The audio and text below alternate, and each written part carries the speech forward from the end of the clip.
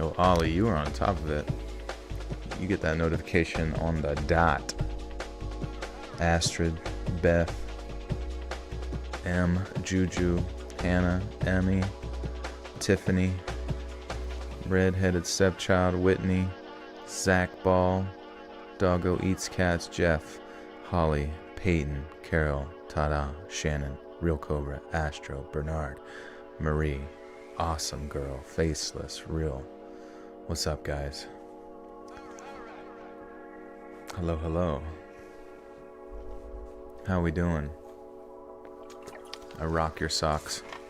I try to. Wish people in real life would be half as nice as all my online friends. Why so late? You got school in the morning? Bro, this is early for me. I'm on that normie schedule. Trying to break away from my degenerate past. I thought this was a live update for my town fire. Oh, I'm sorry, Tom. I do hope you're doing all right.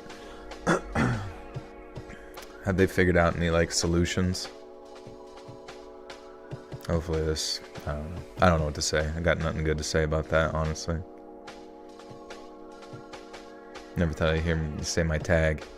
I got you, bro. Tag, you're it. Spit on that thing. Hawk pua. When you have diarrhea, you have hawk pua.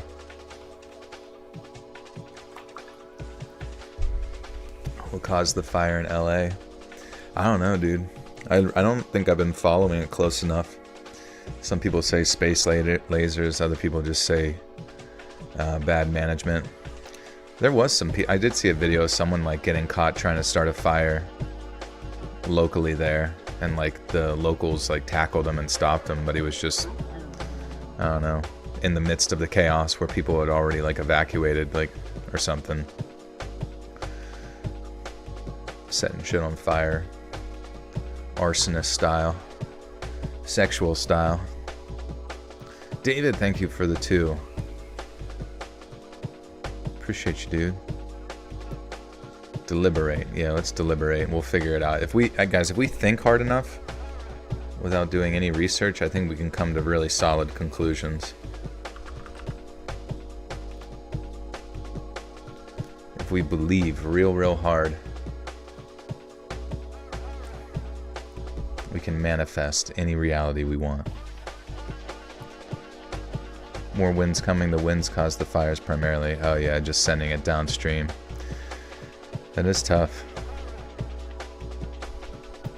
I guess just all the variables aligned. Just curious what if there was like a specific catalyst, you know, or if it was just a high heat. Well, what was the heat there? I don't know. Did you see the video of the fire chief saying that if your husband has to be carried out of the fires in the wrong place? I did, yeah. It's just cringe. You know? It's like, I don't give a fuck about who anybody is at all. I just want them to be the best for the job, you know? And if they're incompetent, then get them the fuck out, because what do we have, like 12 people dead now? What was the deal with like the lack of water? Like they just didn't have water to the fire hydrants and that kind of thing, which, once again, I'm not privy to what we should be expecting in like a mass wildfire situation.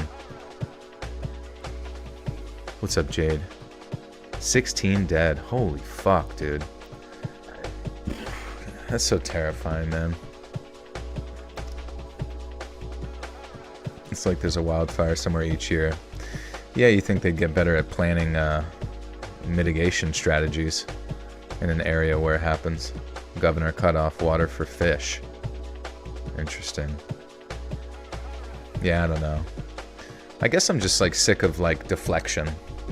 Like whenever when like groups of people do a poor job at something, they're just like so good at deflecting their inappropriate, incompetent capabilities. Just like shift the conversation to something else. Because wasn't it the mayor of that area or something, like was on vacation or visiting some other country and then like wouldn't even give a fucking response. Wouldn't even give a fucking response about her literal, where she's in charge of, you know? It's just odd. Like, why not say anything at all? Like, sure, it's, you know, there's a lot to take in that moment, but that's your fucking job to at least, like, assure people that something's gonna happen. It's just fucking strange. What's weird is all the insurance stuff last year with homeowners and now these fires. Yeah, what was the deal with that? Were they taking out more insurance policies, like people in the know or something? You just sat down, yeah, sorry. Why do you think Diddy came out right around this time? Well, I think that's been going on for quite a bit of time, and I mean, at least going back all the way into like summer. So, I mean, I don't think fires are like part of like some, you know, change up of the narrative or whatever, especially since this is wildfire season, right? Or am I wrong?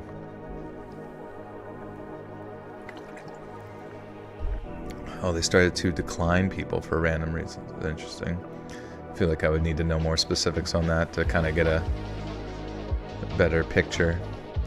They've been defending their firefighters for years now, and they have the designated millions of dollars to water storage a decade ago, and they have not made any steps to improving the water storage infrastructure. Yeah, I mean, I don't know. Can you even sue?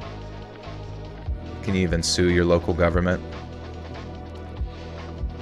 I don't know. I would hope that there's some like big changes. Who knows, maybe something on the federal level can change things there. I have no idea. Or at least put pressure. You got bird flu from eating eggs? Really? Really? From the fire in 2017, I got photos from my backyard.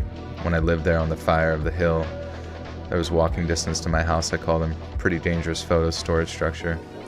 Yeah, it's scary. You gotta be careful, I guess, how close you get to that. Smoke inhalation can kind of make you unconscious pretty quick without even realizing it. Or cause like long-term damage just being near it. Mel, thank you for the 2. Says, hey chat, hey Let's Read, thanks for being here. You're welcome. Thank you for being here. Good to see you. Hope you guys are ready for some off the grid, off the heezy, fasheezy stories. They canceled a ton of homeowner policies due to fires. Like prior or during? I don't know.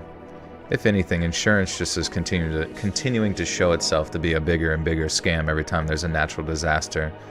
It's like that's the only reason you take out the policies, and sometimes they're like legally mandated to take out said policies, and then they don't even fucking cover it. Or they just like declare I declare bankruptcy! And then they just peace out. Rosa Diaz, thank you for the 34 months. Long time no see. Hope everyone's had a good New Year's. I want to say thank you all for motivating me to bring change to my life. And I say I got my black belt. Really, Rosa? Holy shit. Dude, you keep moving so quick through the ranks. I mean, I guess it's honestly been years at this point. It's crazy. Well, yeah, don't say anything about doxing. That's not a good thing to say in chat. There we go. I mean, I understand where you're coming from. It's just not a good thing to say. It's not good behavior. You're not going to get any Christmas presents. And Lynn, thank you for the 150. We got 15 inches of snow where I'm at. Damn. Have I stayed off the grid? Heard bears are your best neighbors. They are quite kind. I guess it depends on which ones you're dealing with. I've been off the shid. Last year, insurance companies did that. A lot of people started selling their home due to the insurance companies pulling out of Cali. Interesting. I feel like I'm sure there's a whole fucking rabbit hole of information that's gonna eventually be derived from all of that. At least quite a few connections you could make from like the policies that were canceled and those who sold.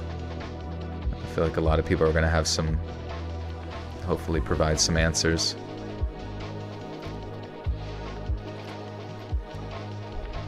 You're gonna go live off the grid, tired of this shit? Well, you know, I guess there's no shit to be really tired of per se, and honestly I think life overall is much harder in the living off the land kind of stance that people tend to take.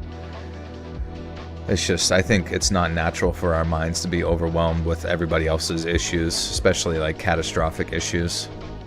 Like, there's really no reason, you know, me here in Pennsylvania should know anything about California other than what arrives like months later via horse carriage. I'm your favorite reader, thank you. Was Michael Jackson truly an angel? Probably not, man. Probably not. Stay off the grid and trade. Back to the basics. Barter system is what's up. Yeah, whatever. I mean, it really just comes down to what kind of lifestyle you want. I think that's a lot of times why people are, who actually in America, like, live pretty good lives comparatively to the rest of the world. It's just that all we ever see is, you know, what we see on television or our neighbors and compare ourselves all the time. So we can never feel like a certain sense of contentment with what we have, you know. So to retreat backwards in quality of life, or what you perceive as quality of life, is going to be probably the biggest challenge. You know, both not being used to it, but I guess being so hyper-focused on socialization and comparing yourself and flaunting what you have to like other humans indirectly, even, you know, even if you don't mean to, you're still doing it. The fact that you wear that like big puffy jacket with the fucking fur and shit out, it's like you're trying to say something, you know. You know, you're not trying to let people know you're there. Can I get a hello, Brandy? Yeah, sorry. I see you guys. Appreciate you. The world feels so different than it did even just 10 years ago. It's so strange. Well, what is it that feels different, you know, objectively speaking? What do you feel? Years of wet winters created a lot of burn. Insurance saw it coming and pulled out. You know, that's fair too, Tom. Yeah, I'm sure there's usually an Occam's razor type perspective to really anything. I think a lot of us are just kind of geared towards distrust, you know. And so it's a lot easier for our minds to kind of like compartmentalize reality through the lens of some grander conspirioso. But objectively speaking, like, would that be permissible in court? Probably not. Your Honor, it didn't pass the smell test. Your Honor, it's a little sus.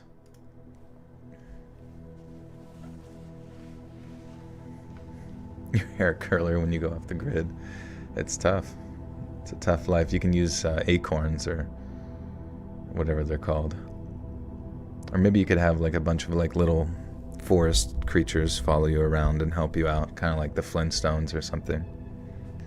Or Snow White.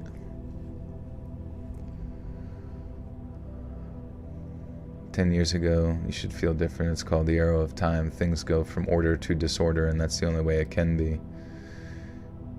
But yeah, it's odd too, because I mean, like, think about how long ago, 100 years ago, just imagine how disorderly your reality could have been 100 years ago. And think about how disorderly your life could be right now if you lived in a different country, you know, with not the same standards of living or not the same, you know, powerful economy or like powerful military.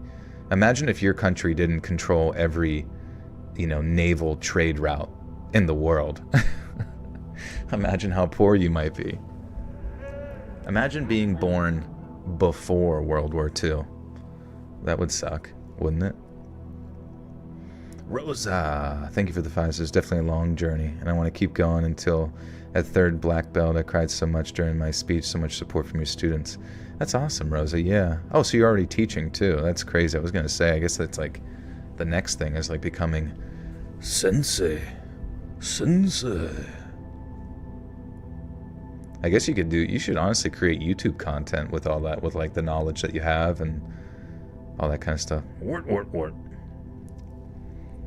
I always wanted to go off the grid, but 100% I'll get eaten by a bear. You know, it's not 100%, but grizzly bears are dangerous.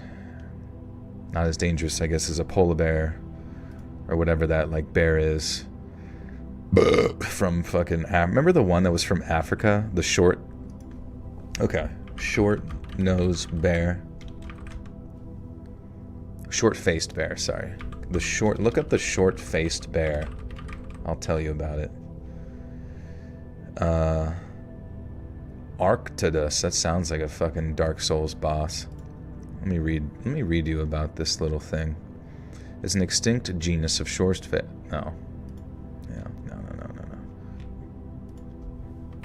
What is it? What happened to Google's AI shit? Anyways, they're fucking huge. They're like 3 times the size of a goddamn fucking polar bear, which are already like as big as a cave troll.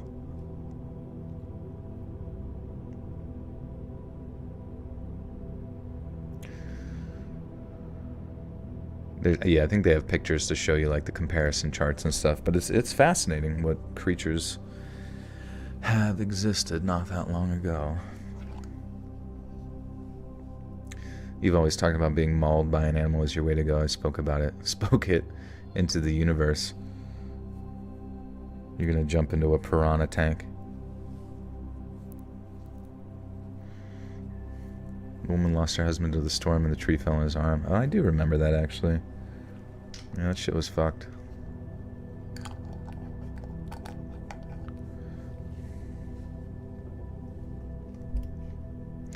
Alright, guys. We got 5 stories here tonight for ye. And we're just gonna try to go one step at a time. If you're new here, thanks for being here. I record stories for tomorrow's video. Make friends with the chat if you would like. Ask any question that you would like, and I will get to it when I can. And, yeah, there'll be lots of mistakes tonight, some silly goosiness.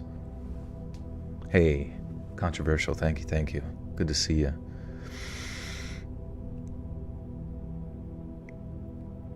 For the state of Utah, the winter of 87 or 88, not or 88, sorry.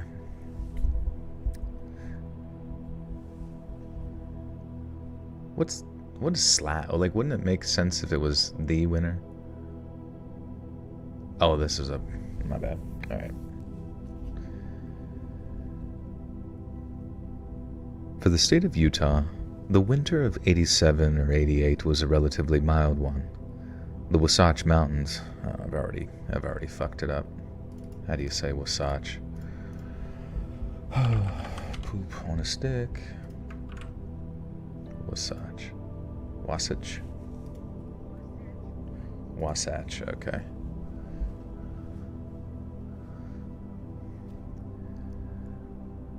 The Wasatch Mountains still got their usual dusting of snow, but for us lowlanders, I remember there being a lot less snow that winter.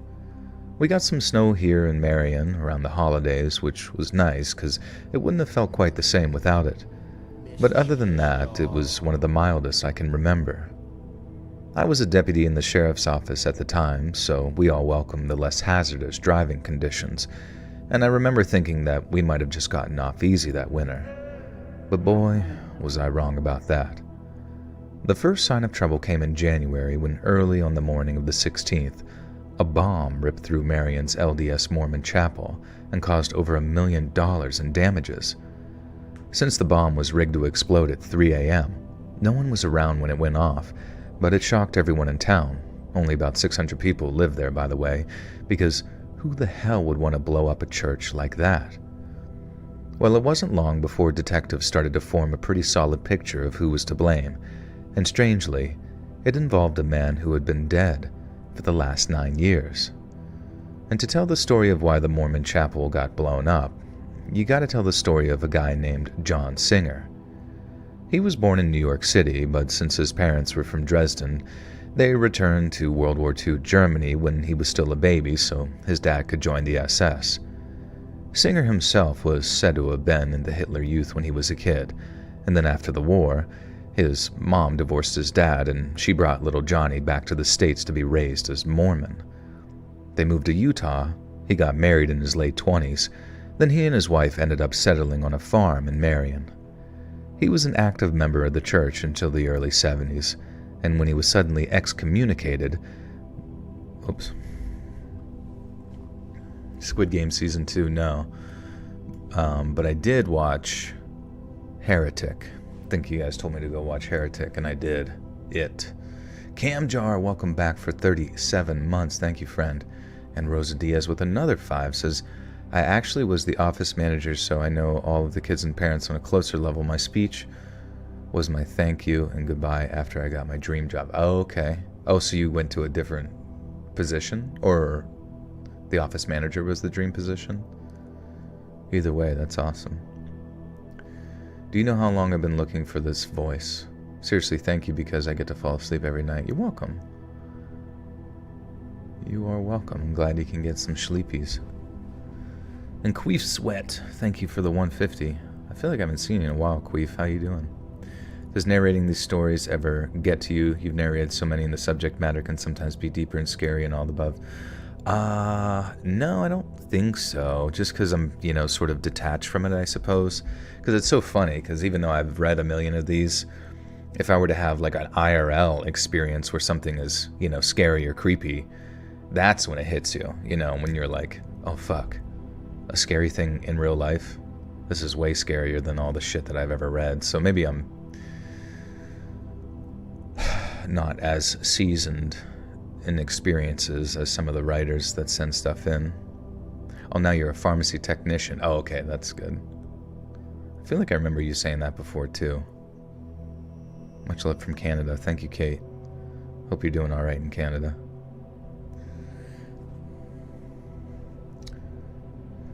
I put it in my book, Joel. I hope it will help you. I won't say the pen name. What are you talking about? Sorry, I missed it.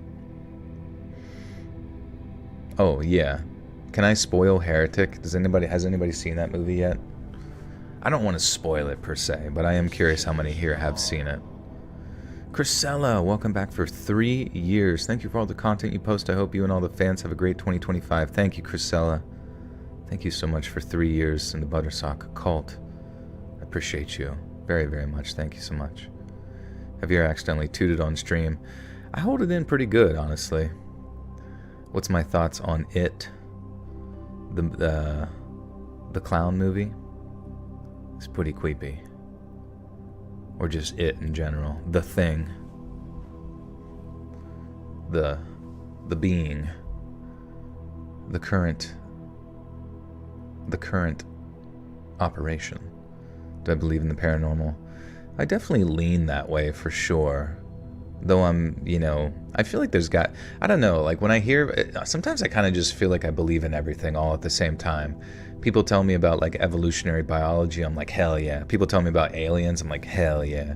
People tell me about like Jesus and God and all this stuff, I'm like, heck yeah, in that scenario. Or like people tell me about just paranormal, you know what I mean? I'm just like, I believe it, I'm on board. And I think mainly just because I have, objectively speaking, have no fucking clue what's going on, to be honest. But yeah, I like to keep an open mind, and I like to have hope, And I think the movie Heretic kind of really dug into that, like, why do we cling to that which we don't know? Is it a power thing? Because honestly, if like religion was a power play, which I'm sure in many circumstances it obviously is, but it's kind of one of those really fascinating kind of concepts. Like imagine Disney right now, right? Disney right now is a corporation, a company that has a power structure to it that everyone sort of adheres to because they kind of get something out of it financially or whatever, whether they're working there or they're being entertained or whatever. But I mean, religion in and of itself does have certain power structures to it, but the people that originated the idea from the beginning are no longer around, and yet it still perpetuates itself through almost like this innate sense of need for hope and like extreme fear that we have of the unknown, so I just find that so fascinating, and that really sometimes is why I still cling to a belief in God, because where else are you gonna look, really? Like if I just knew that like I'm just dead and that's it, like sure, I'm sure I still would try my best to live a decent life, but it's a little sad to think about. Astro Child, thank you so much for the 5 gifters too. Vixa, Thoughts in Mind, Gina Navarro, Gray Matter 88, and Oma 420. Thank you, Astro. You guys all now have access to bonus content in the bonus content playlist. Be sure to go check it out. Life is chaotic and at best indifferent to our existence, and the idea of being in the know is comforting. Yeah, exactly. I totally agree. I mean, and yeah, what else is there really to say? Religious experience, have her here. I've spoken in tongues as a child and a lot in group experiences. It felt like God was with me, like in the air. And yeah, we all have sort of a feeling that we're inclined to believe, so nothing wrong with that as long as you're not hurting anybody and, you know, justifying, you know, anything. Because you remember that Albert Fish story we read last stream.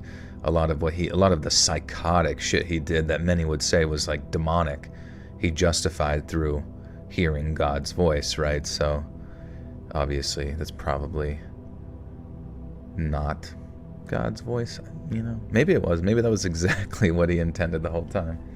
Joey should totally toot on stream, just bring ass to the mic and just squeak, and then at the end be like, and remember, and play the recording. I'll keep that in mind. I'll save one for you for later. If anything, religion gives people hope and a sense of belonging in an otherwise seemingly pointless life experience. Yeah, I agree with that too. I mean, you know, it's community, it's hope, and those things are good. Those things are things. Honestly, at the end of the day, you have to wonder if at the evolutionary progression of like the needs of a human were developed over a long period of time, it does seem like we're just sort of inclined towards that sense of spirituality within us, just as a creature, and then also this innate connection to it and community at the same time. So if it feels natural, and it, you know, go for it. Solly with a 5 says flat earth. Hell yeah, dude. Actually, I am inclined to lean more towards like a hollow earth situation. Like I just feel like there's got to be like cool shit down there, you know? And you don't want to know why I think that? Because I have no fucking clue, and it just is fun. It's fun. It's a fun little thing in my head that I came up with. That Godzilla is down there just swimming around from China to fucking New York City.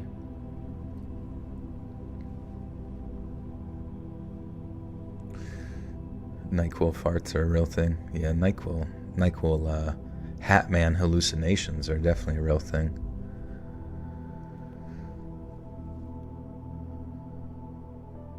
So am I stunted or advanced for liking the pointlessness? Oh, you know, you probably have a good sense of humor, I imagine, from recognizing pointlessness, because sometimes the manner in which we cope with said pointlessness is to kind of poke fun at it, you know? Do you find yourself more inclined towards the sarcastic, I suppose, maybe?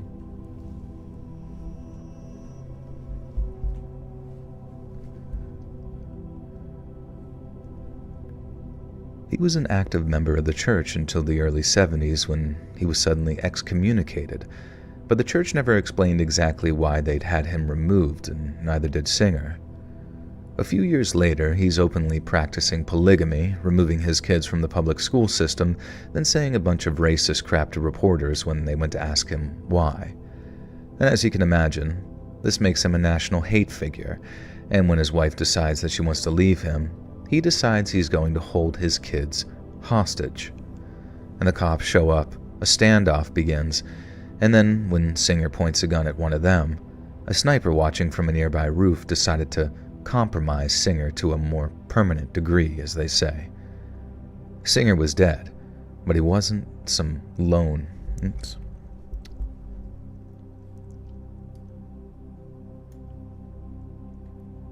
I don't know.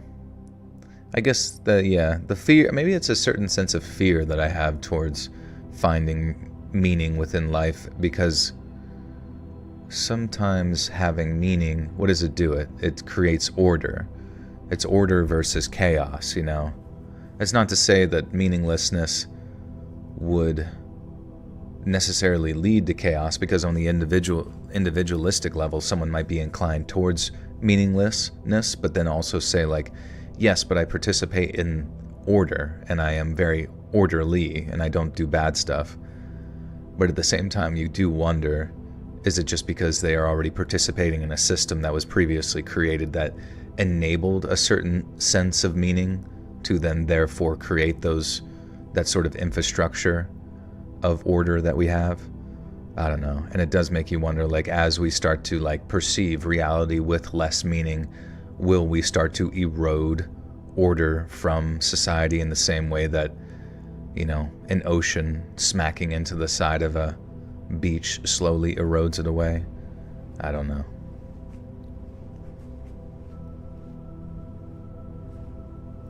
You ran out of shit paper? I'm sorry. Welcome back to COVID. Singer was dead, but he wasn't some lone kook. He was an influential man in certain more He was an influential man in certain more extreme Mormon circles, and when that police sniper shot him down, his followers were pissed. And none more so than a guy named Adam Swap. Swap was 17 when he first heard about John Singer's fight against the feds, and it made him a huge fan. And a few months after he turned 18, Swap decided that he wanted to meet Singer, but his idol was killed before he had the chance. He ended up hanging around the Singer family until he was introduced to John's daughter, Heidi, who he married not long after.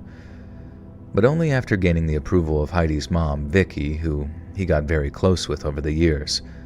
The whole family ended up moving into some isolated off-the-grid compound out near Hurricane, where they lived as something of a local curiosity. But then, in early '88, some real strange stuff started happening down there near the Virgin River. The Virgin River.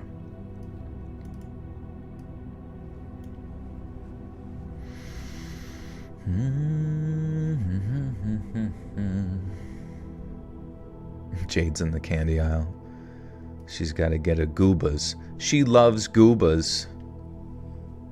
She loves goobas.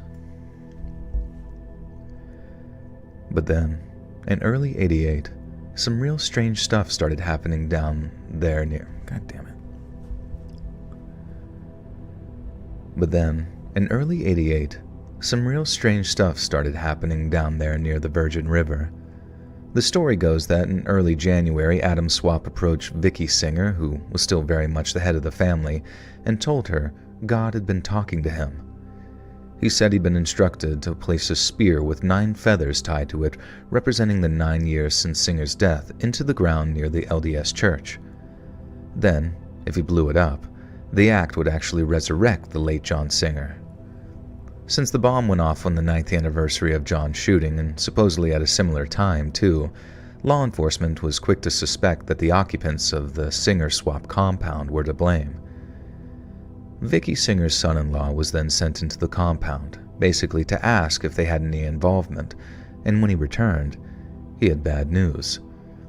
Not only did Swap and Singer admit to planting the bomb, but they had no intention of surrendering peacefully. And that is where we came in. When we arrived at the Singer compound, we knew that we were facing something big. The property was a collection of trailers and makeshift buildings, surrounded on all sides by snow-covered fields, meaning that we had to keep...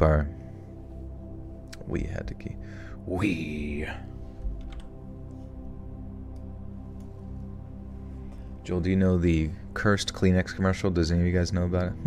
Never heard of that.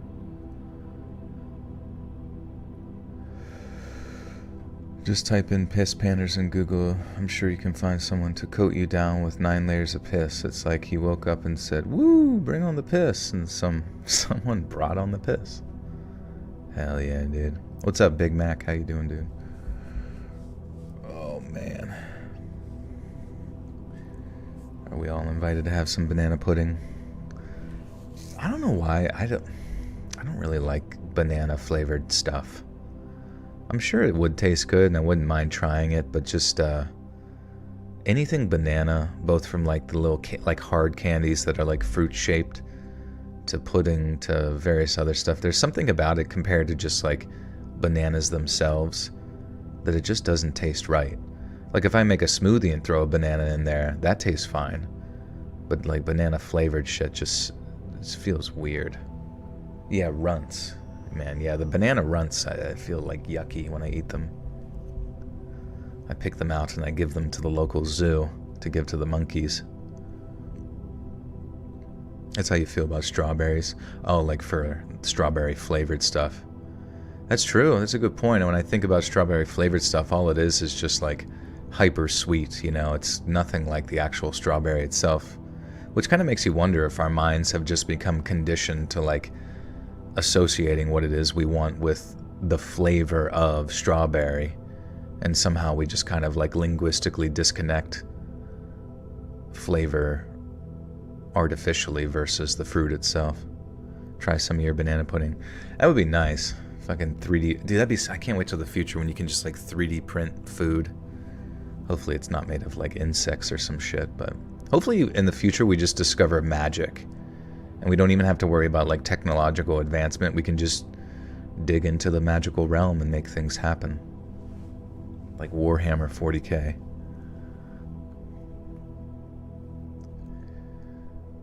The property was a collection of trailers and makeshift buildings, surrounded on all sides by snow-covered fields, meaning we had to keep our distance and stay behind our vehicles to keep ourselves from being exposed. Word was that the singers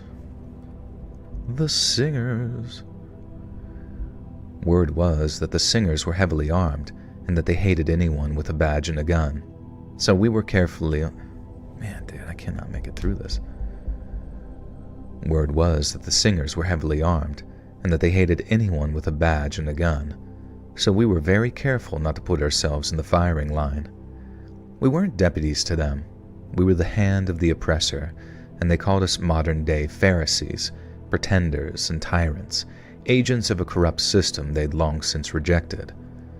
We knew Swap had told followers to never surrender, and based on the info we'd gotten, we figured that they were fanatical enough to die trying to defend him. Our first goal was to establish a line of communication with the folks in the compound. Negotiators were brought in to try to de-escalate the situation, and over the next few days, we used every tool at our disposal to talk with them. We gave them a cell phone. Nothing like you got today, but that worked for a while, until it didn't.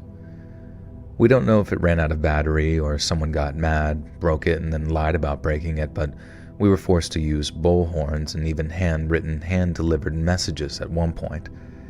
And because no one had died in the LDS chapel bombing, no one was looking at any serious jail time for just blowing up a building. So to us, that meant someone would eventually see sense, come out with their hands up, and not risk getting shot when a good enough attorney could whittle down their sentence to just maybe 2 or 3 years. We were apprehensive but optimistic, and that all changed when we started talking to them. Like I said, they were fanatical, and every communication the negotiators. Feral Texas Mama, thank you for the 33 months. Says, hey Joel, I'm stockpiling some vids to keep me company after I have a hysterectomy on Wednesday. Give Pradeep a snoot boop for me. I shall. Where is he? Seems that he's hiding in another sector of the house. I will find him and boop the shit out of him. But thank you, and yeah, best of luck with your surgery. What is this R. Kelly chat? What are you guys talking about? R. Kelly related topics? Nothingness is actually a fun idea to think about because of it's nothing we come from and nothing is the inevitable end. Then all of this is a pretty amazing nothing. Also, nothing can't exist. Well, that's true. Yeah, it's sort of like the idea in and of itself kind of implodes. And yeah, I guess because nothing can exist, that means there's really no like definitive definition for what nothing even is. So to even describe it is like very similar to describing infinity. It's just the impossible nothing. Infinite nothingness. Oh.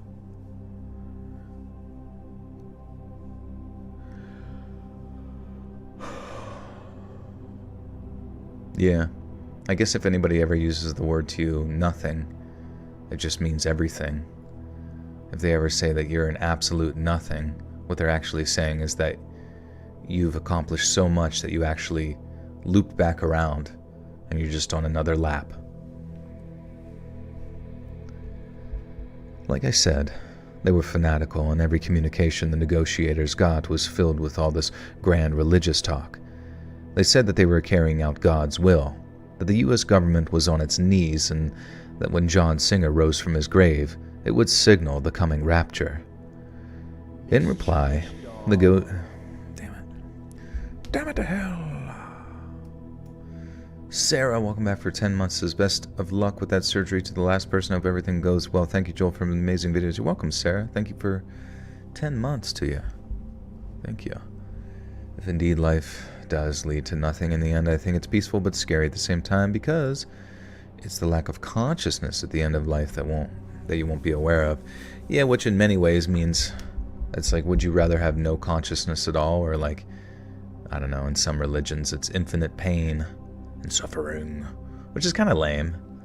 Why do you get an infinite sentence for an essentially innocuous existence here on Earth for only a minute period of time, which varies between the time you're born to 100 and something? It just seems kind of random. Fuck, I guess we might as well just have fun.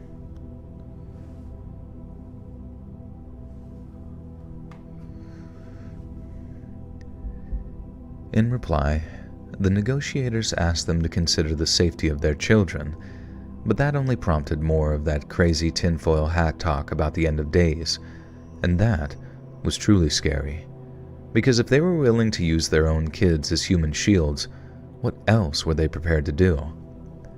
The standoff stretched on, each day colder and more tense than the last. Surveillance showed little movement outside of the compound, though we occasionally saw children's faces pressed against the frosted windows. And at some points, the snow was relentless, and the temperatures dropped way below freezing come nightfall. We took shifts, a mix of local deputies and state cops all huddling behind vehicles and makeshift barricades, divided by agency, but were united in our attempts to keep from freezing our asses off. And at times the compound was eerily quiet, and every shadow in a window or rustle in the snow put us on edge. And like I said earlier, the Singers were heavily armed, and at the time, we had no idea how many folks were actually in there, so our biggest fear was them rushing us during the night, or having some wannabe snipers start taking pot shots at us. We still had hope, but by day 4, that hope was starting to dwindle. Day 4 was when they called the negotiators back and cut off the power to the compound. It didn't do much at first, because they had all kinds of generators and supplies stockpiled for an event such as that one, but it meant a shift from a negotiation mentality to a siege mentality. It also meant that it was only a matter of time before the Singers were forced to do something, be that surrender or come out fighting. Word of the standoff spread quickly, and soon the area was swarming with reporters. Helicopters buzzed overhead and TV trucks lined the nearby roads. Everyone wanted to ask us questions whenever we walked past that area.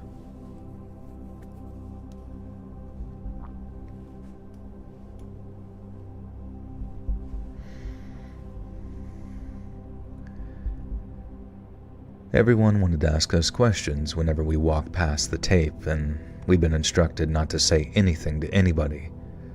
Whenever I caught the news when I was... Oh, I see.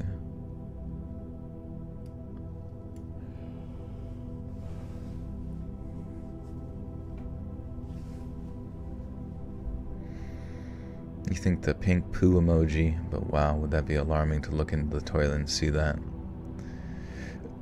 Yeah, just a blow. Yeah, like you have to ask yourself at what point, if it's like, at what point does it stop being poop when it's like primarily blood?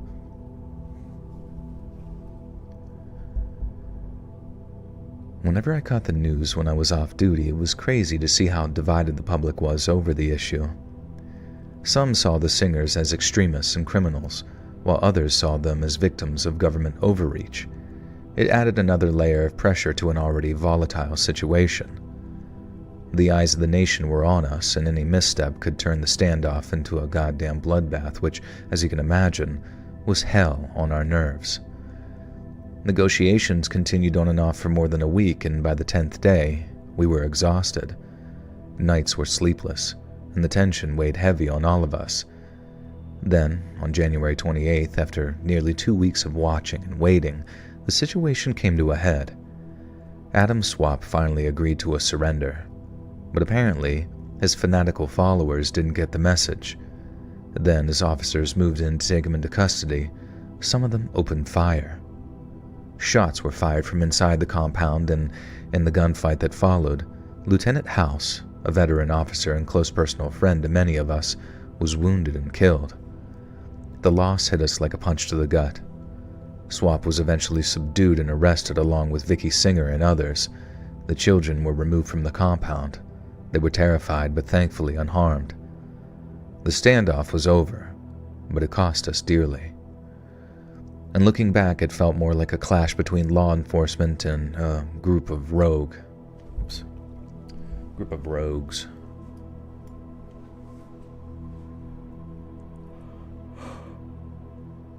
Is my blood hot pink? Isn't your blood like blue inside of your... until it like oxidizes or like it connects with the oxygen outside of your body? Or maybe it becomes oxidated. I don't know. I feel like an idiot. Let's just ask. Let's ask the almighty ChatGPT.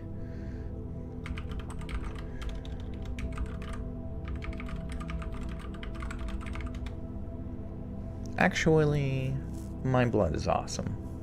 No, your blood is never blue. The misconception likely arises because veins can appear blue through the skin, but this is due to how light interacts with the skin and blood, not because the blood cells is blue. Here's the reality. Blood in arteries is bright red because it's oxygen rich. Blood in veins is darker red because it carries less oxygen. Okay, that makes sense. Where the arteries are going from your heart to the rest of your body, the veins are returning to your heart, bringing the deoxygenated blood. Isn't that so fascinating though? Like blood is just this life force that every one of your, organs run off, your brain runs off, all the blood vessels going all the way down to the tips of your toes and tips of your fingers. It's just so funny. I feel like we really gotta treat our blood right.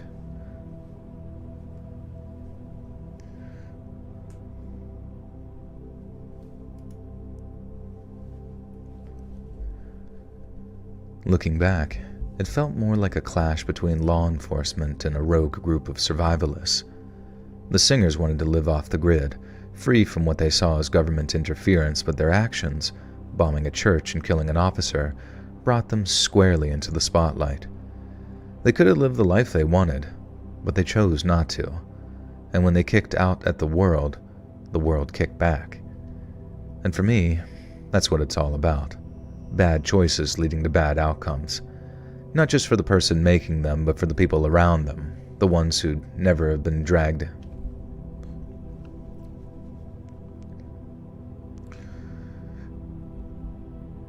Not just for the person making them, but for the people around them, the ones who'd never been dragged into things otherwise, never have been dragged. Okay, Jesus Christ. Not just for the person making them, but for the people around them, the ones who'd never have been dragged into things otherwise. The children huddled inside the compound didn't choose that life, and Fred House didn't deserve to die like that either. Wait, whoops. I thought, was this? Oh, Lieutenant House, okay. Man, fucking rough. I don't know why.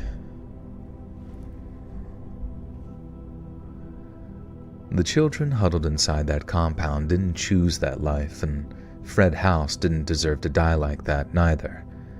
Yet here we are, running around in the bitter cold of a Utah winter, all because some dumbass lost his goddamned mind. I'll never forget the faces, the tension, and the weight of the decisions we had to make, and as much as I'd like to leave that standoff behind, I know that it'll stay with me, till the day that I meet my own maker. Mario Maker. Oh, Pradeep is here. He's like way behind me on the couch on the slouch. Oh yeah, also, I went with it was on my Instagram story. I went with my buddy to get, I bought him a Saint Bernard puppy. And it was really cute. I only got to interact with the puppy on the way back. He was so sweet, though. He was so freaking sweet. Yeah, literally Beethoven. His name's gonna be Herbert, or Herbie. Herbert the pervert. But it's just funny. He's just like so tired the whole time, but then like randomly would get like spurts of energy to like start running around and stuff. Because we stopped at like a park to let him pee on the way back. And he just, when he got back in the car, he like immediately came up to, like I was in the back seat, and he just like he like snuggled up next to me and like laid his head on my lap. It was so cute. And then it was perfect because I got to hang out with my buddy, meet that dog earlier in the day, and then later my other friend invited me over for dinner with his family, and then he just got a puppy, who's a little bit older than that one, and this one he said was a cream-colored lab, and man, this thing was so cute as well, just like so funny. And like at one, he was thinking about like trying to do YouTube and stuff, and was asking me questions, and we were watching YouTube videos of stuff he wanted to kind of do. And then meanwhile, his dog is like passed out on my lap, but it's like just funny because it's not like wrapped in like a ball. It's just like completely sprawled out, like fucking like limp, just completely limp, just like draped over my lap.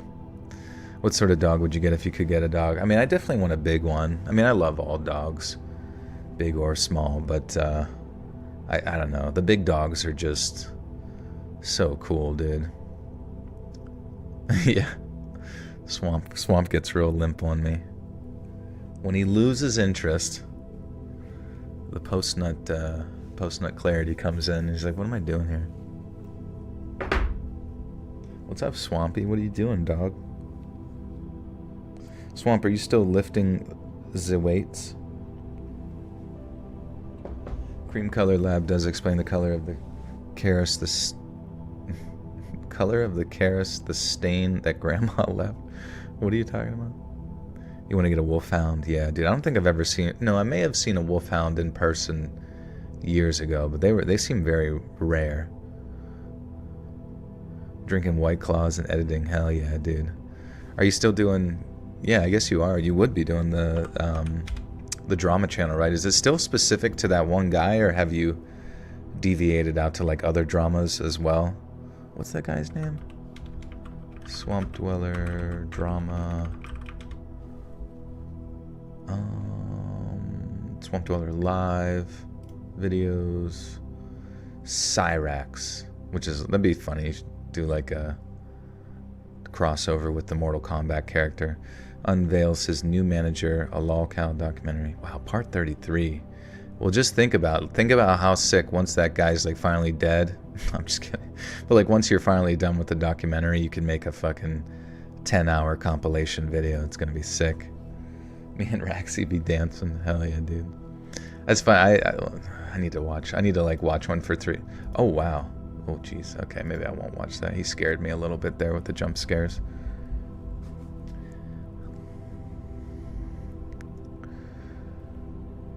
Is there any other like specific drama stuff that you would want to cover? Because I feel like I mean, if these are getting these kind of views specific to him, I feel like there's definitely other like lol cow or like horror cow type or whatever you call it, like within that drama world that could be covered for sure. I mean, because really, I mean, I guess, yeah, you wouldn't even be able to start with Chris Chan because but I mean, there's got to be lots of other ones. Even just for, but I guess at the same time, like, I've always kind of like thought, like sometimes I would watch drama channels and that kind of thing, but man, there's a part of me that feels like it would be so like mentally exhausting to like make the content. Just because you have to like trawl through Twitter, you got to go through, you got to get the context to everything. You also have to like consistently care, you know what I mean? That would be my hardest thing, is like, I mean, obviously it's easy to care when you're making money off the content or whatever. It's almost like motivating in that sense to just do it. It's like doing work. But at the same time, I feel like there's got to be a time where you suddenly just get hit with like a wave of like, oh my God, if I never have to see this weirdo's face again in my entire life, it'd be amazing. Look at them like they're deer. You're studying them from their trail cams. Yeah, it's just a science experiment, really. You're just getting your PhD in Cyraxology.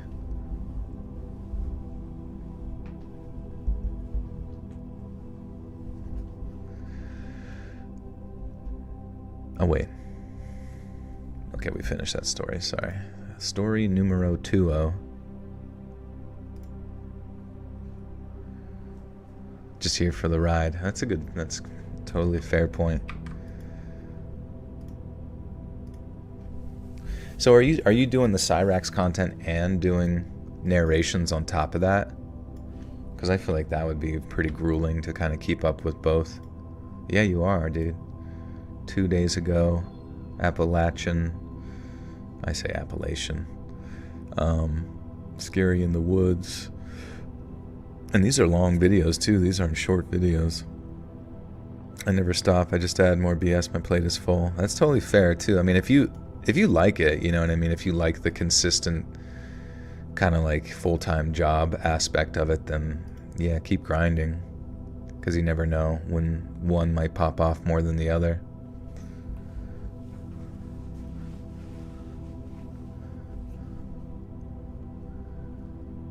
During the spring of 1987, I had myself a job working in the forests of Northern California, real middle of nowhere, off the grid kind of place where we stayed on site instead of driving home every night. I'd been working as a sawmill operator for, did I say that right? Sawmill. Sometimes I mix up when I say mill, I say meal.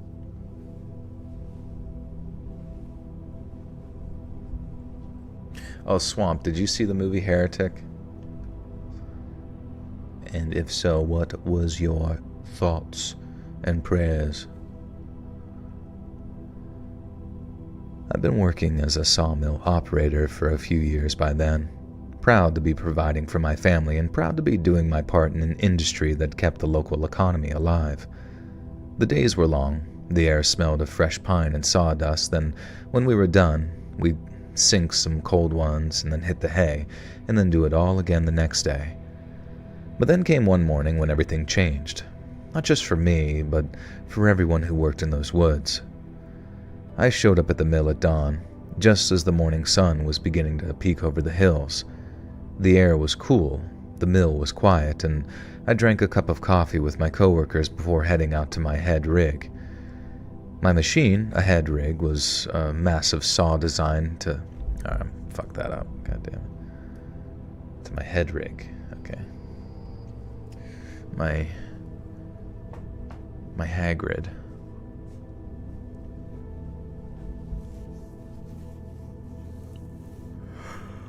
Oh, you have no thoughts. That's fine. I'm the type of guy to take a vacation only to be confronted with that traumatic memory from 3rd grade when I've embarrassed myself in front of the whole class, so we just keep doing stuff to distract.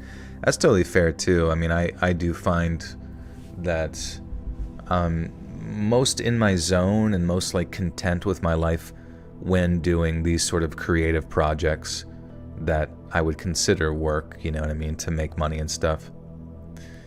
And yeah, I remember only one time during VidCon of 2019 did I get to like visit with like other content creators and stuff, but it was a very fun experience, you know. And it was like this type of cathartic sort of culmination of where you are working on creative things and now you get to be around other people who do it too, who kind of find a certain sense of satisfaction in that work. And it was something that I really want to get back to again. But yeah, creativity is a great outlet, especially if you can find like a rhythm with it like this. Azzy, thank you for the 5 Canadian, just because you're amazing. Thank you, Azzy.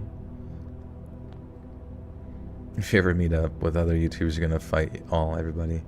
You're gonna take them all on at once.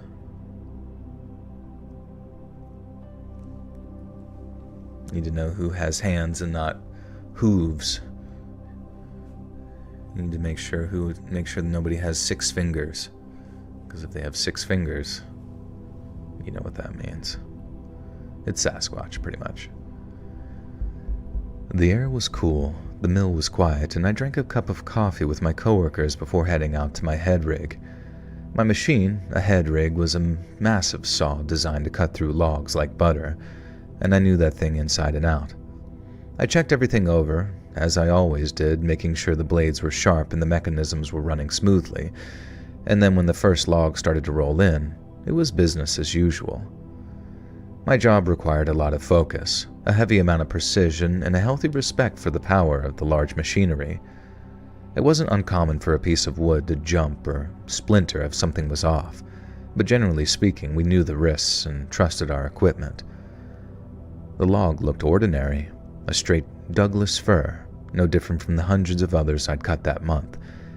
But as I fed it into the saw, something happened that will be with me for as long as I live.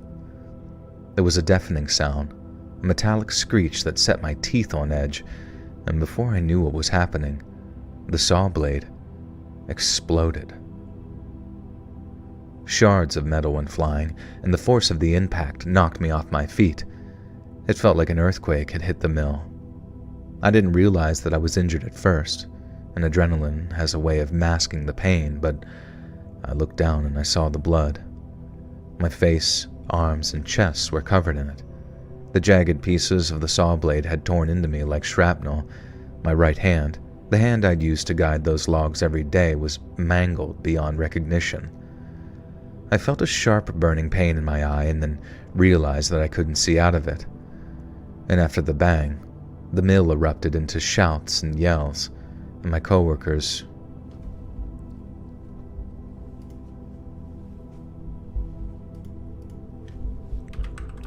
tried to help. Yeah.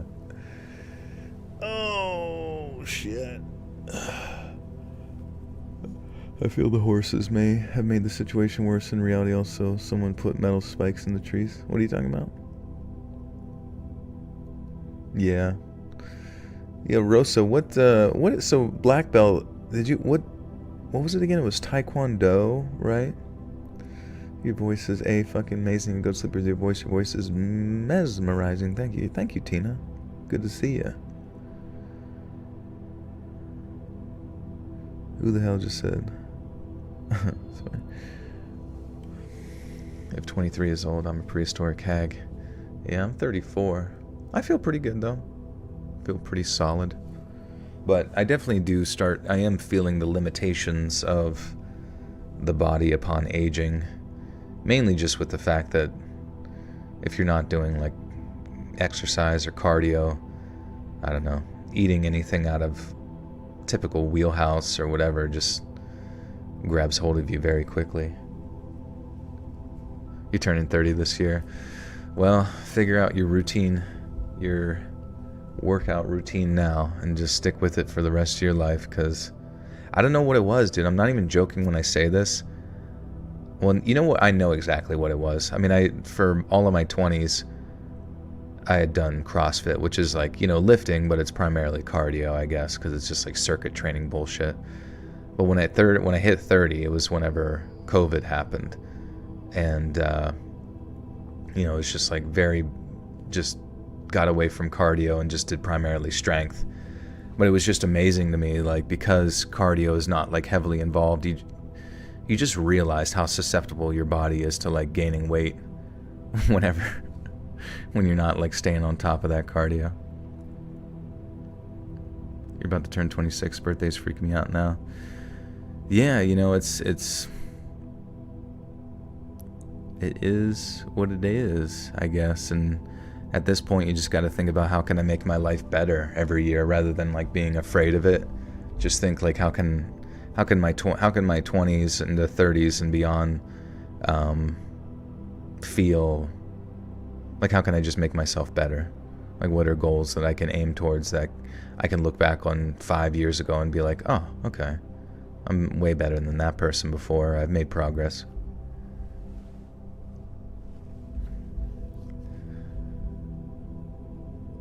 My coworkers tried to help, but their voices sounded distant, like they were coming from underwater. Someone called for an air ambulance while another coworker tried to stop the bleeding.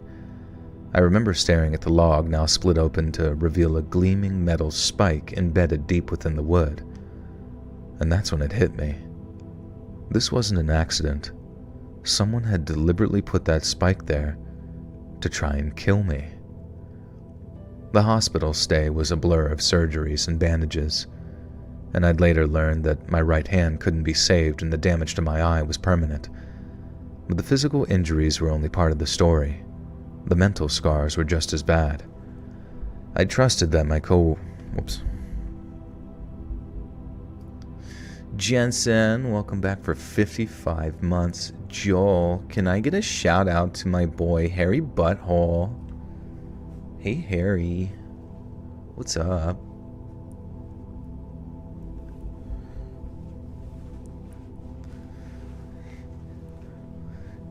Welcome back to my channel. Before we get started, what are your pronouns? Just to clarify. I trusted that my workplace was safe, that the only dangers were the ones that we were trained to handle. But this was something altogether different. This was sabotage. For those unfamiliar with the practice, tree spiking is a tactic used by nutjob environmental groups to try and prevent logging. By driving long metal spikes into trees, they present a huge danger to loggers because if their blades come into contact with the metal spikes, and as we've already covered here, the freaking blades can explode. But the consequences of their actions.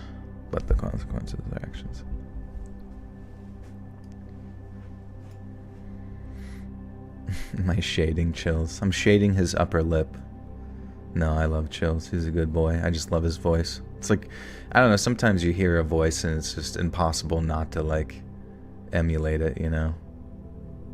It becomes an issue in real life when you, like, start to copy somebody and you realize that it seems like you're making fun of them. So then you have to beat them up to show them that you're not afraid. But then they beat you up and kill you.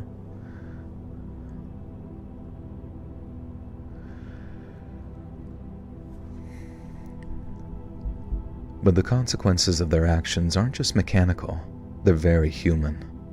That spike could have killed me. It could have killed someone else, and that doesn't win me over to their cause, not one bit. The weeks that followed were a whirlwind of pain and confusion, but primarily anger. The media got a hold of this story and reporters swarmed the mill, eager to paint me as a victim of an environmental war. I wasn't interested in their narratives. I just wanted to understand why someone would risk my life to make some statement. And did they even once stop to think about the consequences? My coworkers were pretty badly shaken up by what had happened to me, and the incident cast a very strong shadow over the entire mill. Every log that came in was inspected with more scrutiny than ever before, and I heard everyone was very jumpy for a long time after. The company installed metal detectors at great expense, but that didn't do much for people's peace of mind. It wasn't even like everyone was just scared. They were angry, hateful even. They wanted to hang whoever spiked that tree. In recovery, it was a long road. I had to learn how to navigate the world with one hand, how to adjust to the loss of vision in one eye. My wife and kids were my rock, but I'd be lying if I said it was easy. I struggled with depression, with the weight of feeling targeted, even if I wasn't personally the reason for the spike. It was a weird feeling, and it took a long time before I could even think about putting it behind me. In the years since, I've thought a lot about the people who spiked that tree. I've wondered if they ever thought about me and about the damage they caused to my life. I understand their anger,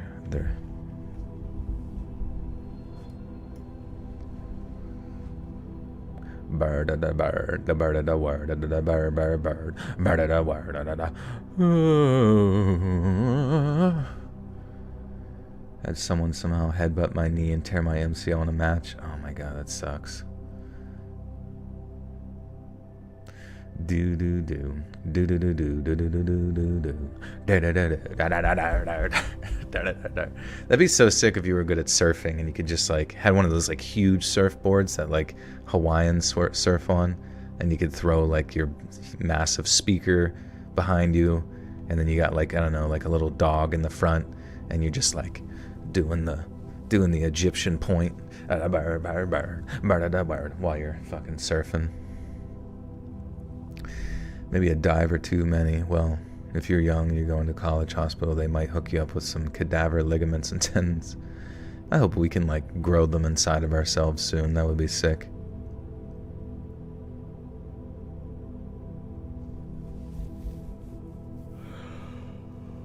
Oh, hey Lynn, take care of yourself. Take care of yourself, Lynn.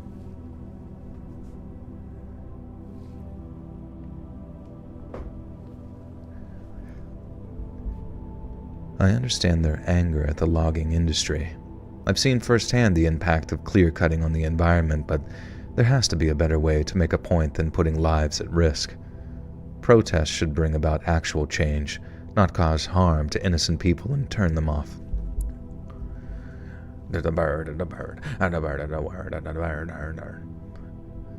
Protests should bring actual change, not cause harm to innocent people and turn them off to the cause. Today I'm no longer in the logging industry. I've moved on to other work, something much safer, but the office isn't nearly as exciting or satisfying a work environment as the forests up in NorCal. But every now and then, whenever I hear the hum of machinery, I feel like I'm transported all the way back to that day in May 1987. It still makes me angry sometimes, because no cause, no matter how righteous it is worth the cost of a single human life. I wonder if they would hold that same sense of sympathy towards war. Because our government really likes to convince us to go die in wars. Am I right, guys? Am I right? Let me get on a soapbox real quick and say, don't listen to them. Rah, rah, rah.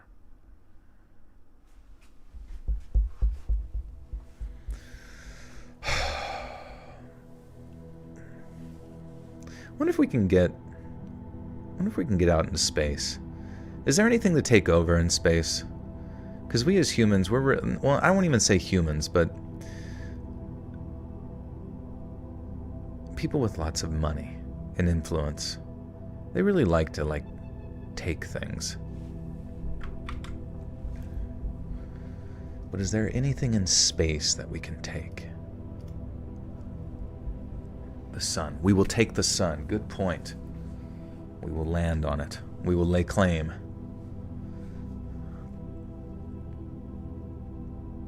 But then there's going to be some sort of indigenous fire people there. We will bring lots and lots of water. You ever think about the fact that Einstein is German for a stone, so when someone says you're dumb as a rock, they're actually saying you're really intelligent? Oh, that's funny. Is Einstein actually, does that mean rock? Einstein. Einstein. Let's look it up. Maybe you've just trolled me. What does Einstein mean?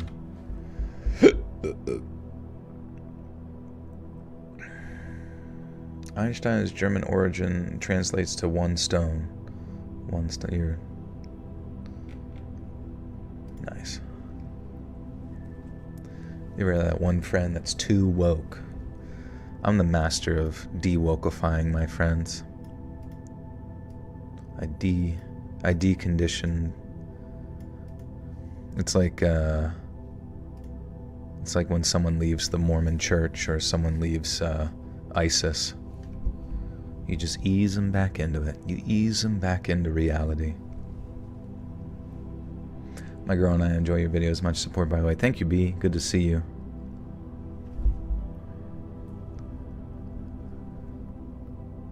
What feels like many, many years ago, I was enjoying a short vacation in my family's cabin up in Maine. The cabin was tucked away on the edge of North Pond, and while it was only a few rooms, it was very homely and no neighbors for miles in all directions. My parents would take me and my sisters back when I was just a little boy, and although I didn't much enjoy it at the time, it was a place that I gravitated back towards later on in life.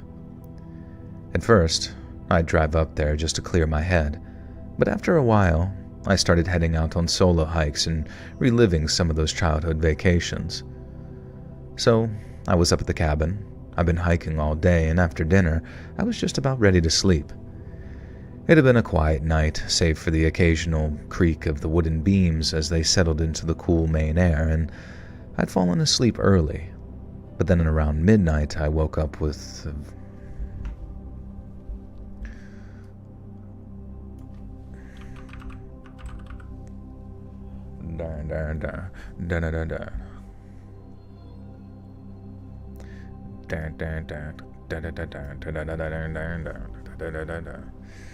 I cannot emulate accents when I hear them in person. It's really hard not to do it back. Or you can't not, yeah.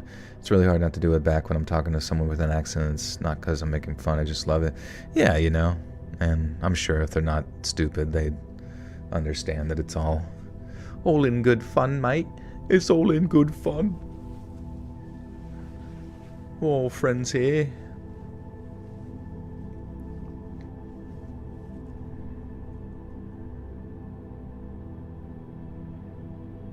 Yeah, I have a really woke friend. He's so woke, he didn't sleep for 3 days. It's probably because he was smoking meth, but that's besides the point. I'd fallen asleep early, but then around midnight, I woke up startled, my senses prickling with the unmistakable feeling that something was very wrong. And at first I thought that it might have just been the wind blowing through the trees outside. But what I heard next didn't quite match the rhythm of the swaying trees. I listened harder, hearing my own heartbeat in my ears as the noise shifted to something more distinct, the unmistakable creak of a floorboard. Someone was inside the cabin with me. I remember just freezing and lying totally motionless in the bed while I listened and tried to figure out what to do. The thought of another person inside sent a chill down my spine, and I knew that I had to do something, so I slowly slipped out of bed, careful to keep the mattress from squeaking. And after putting on my pants and boots, I reached for the flashlight that I kept on the bedside table, and I remember seeing my own hand shaking as I went to grab it. Clicking on it felt like too great of a risk, so I kept it off, grabbing it tightly as I moved toward the door. I'd use it if I really needed it, but until then, I needed to not be seen. The sound of rummaging came from the kitchen. Pots clinked together softly, drawing open and... Pots clinked softly together, drawers, my bad. Drawers.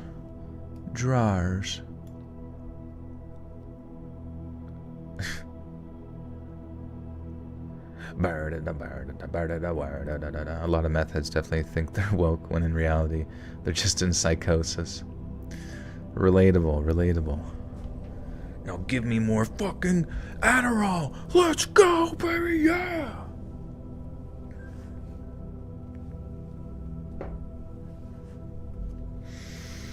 Draws. Y'all draws is down by y'all knees.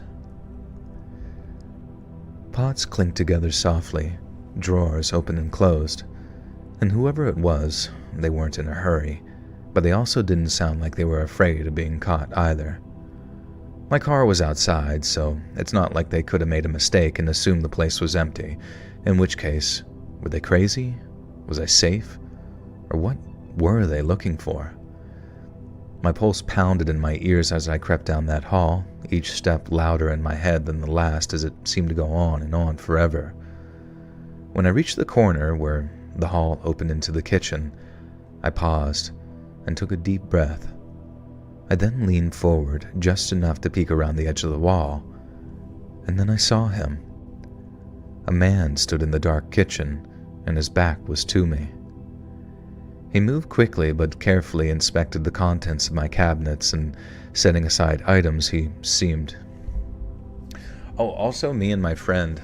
It was actually the sickest thing ever. I don't know if you guys have played Marvel Rivals yet. It's pretty much just Overwatch with like more insane, stupid shit.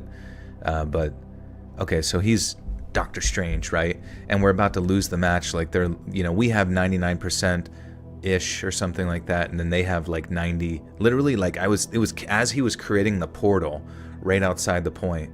It was like 96% and counting down. And he's like, "Ready? Okay, go!" And then like, as he opened up the portal, like right above the point, I like drop down. He does like the eyes of Akamoto, and then I'm Namor, so I use this big fucking like whale that's like AOE like lands on all of them and just like kills everyone. Oh man, it was actually really sick. I got a portal for you to create. Joel's more articulate and confident with the word drawers in different voices. That's funny. Do you ever stream games? I'll stream like single player games just for fun, like random Saturdays and stuff. I haven't done one, I guess, in a couple weeks now. I should have did it yesterday. Or no, I shouldn't have. Was I busy? Yeah, I was at dinner, so I couldn't. I was at dinner. Dinner time. Hey, Salinas, take care. Oh, shoot. But yeah, actually doing like genuine like team play in that video game is pretty fun. But the only bad thing is that the healing, I don't know if you guys have played the game, but the healing in that game is so insane. Like as soon as you do any sort of damage to somebody, my friend made a good point in saying that it's like it's definitively not a war of attrition as far as resources and cooldowns and shit go. Like healers will always heal someone to full almost like instantly, and you really have to like be good at like heroes and focus someone to like burst them down. But positioning is like super important. Like if you're out of position by like just a few feet from your team, like you will get swarmed and fucked instantly, which might be some of your preferred situation, but I promise you it's not pleasant. Hearing you talk like about things and stuff for the first time is so cool. I've always heard you just read stories. Oh, thank you, Bella. Yeah, I'm pretty normie.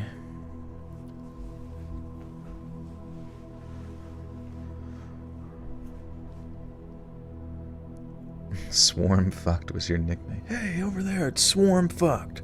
Pull his pants down. Do you do other voices sound like Clancy from Resident Evil? Hell yeah. It's me, Clancy. Oh. Damn. I'm not supposed to be here. Hope I don't jack off. He moved quickly but carefully, inspecting the contents of my cabinets and setting aside items that he probably deemed worthy of taking. It was dark, but there was enough moonlight coming through the window for me to see that he wore layers of these tattered clothes and that his hair was very unkempt and his beard was wild. He was also very skinny, like he was sick or didn't eat much, and his movements were eerily calm for someone shifting through a stranger's home. I wanted to say something, to demand that he leave, but the words just got caught in my throat. There was something about him, this overwhelming sense that he wasn't normal, that made him feel less like a person and more like, I don't know, a creature. If there's a black bear eating chicken bones out of your trash, you can't just ask it to leave, and if you approach it, it might just eat your damn face off. And that's exactly what it felt like looking at this guy in my kitchen. I tightened my grip around this heavy flashlight until my knuckles ached from the force, I'm not even joking, and I told myself, if he comes for me when I yell at him, I'm going to hit him with this. And I was just in the process of coming up with something very scary to yell at him when he turned, and for a brief, terrifying moment, we made eye contact. His eyes were piercing, but he didn't seem angry or scared. He just looked tired, like he didn't give a single F. Whoops.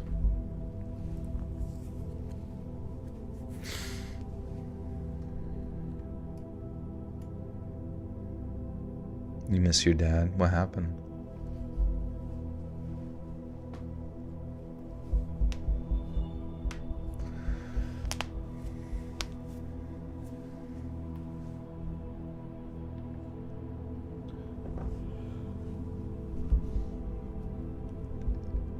His eyes were piercing, but he didn't seem angry or scared.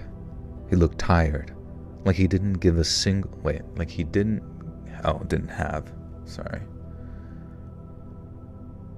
What would I do if someone broke into my home? I mean, I get, like, really the only recourse I guess I would have would be to tell him, hello. Your soul belongs to me. And then I would hump him to death. This is what you want? Sorry. Should make a gaming channel and subscribe in a heartbeat. Thank you. Oh yeah, I forgot about my Twitch. I gotta link my Twitch. I mean, granted, it's not necessarily... I mean, I guess it's for both. I'm streaming on both. Oh gosh, I'm hearing my own voice. Follow my Twitch. Okay, that's linked there if you guys want to follow it. If you haven't already.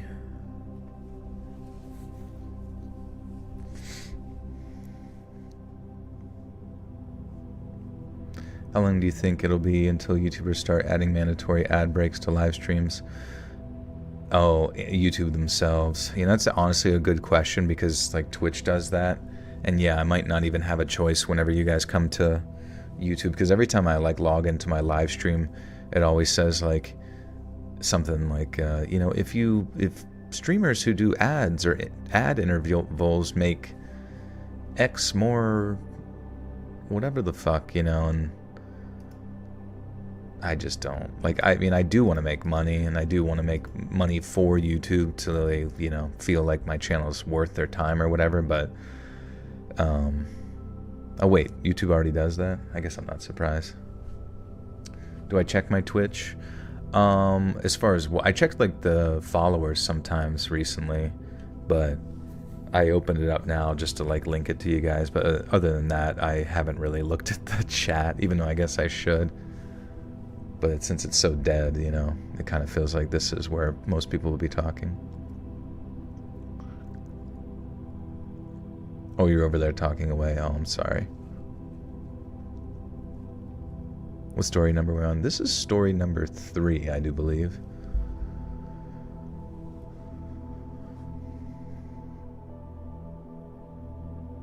Not too familiar with Twitch. It's no big deal. It's just, I just made it just in case there's some crossover with, like, other viewers, which may or may not be good. Your dad is a cheater, but I still miss him. I want to spend time with him, but I lost his phone number. Oh. Okay, so he's still alive, but your mom kicked him out because he's a cheater, and you disassociated with him because of the cheating situation? I think it, you know, obviously it's different from your mother, but I think you as a daughter it would make a lot of sense to eventually forgive him and have, like, a normal relationship, obviously, especially as an adult. If a home invader entered my house, my broad tip shot from my recurve bow will make them feel some instant regret. Oh yeah. God, dying from a bow and arrow would suck. It'd just be like such a slow and painful, annoying thing. You might not even die, you just sit there with it in you forever. We can get you affiliated so you can receive biddies. I purchased them and talked to several channels about you. Oh, thanks, Gray. Do you know how to get affiliated? I legitimately, like, have heard of that, but I have no idea, like, how that works. Like, do you need a certain amount of concurrent viewers and then followers or something? But yeah, I was a baby when that happened, but he doesn't have social media or anything. Oh, well... No, you don't have any other family in association with him? Maybe you could talk to your mom about it and just let her know, like, even though she's not, like, a super fan of his or whatever, you just want to reconnect or something. Because I think that could be healthy, because I think every daughter needs their dad, you know?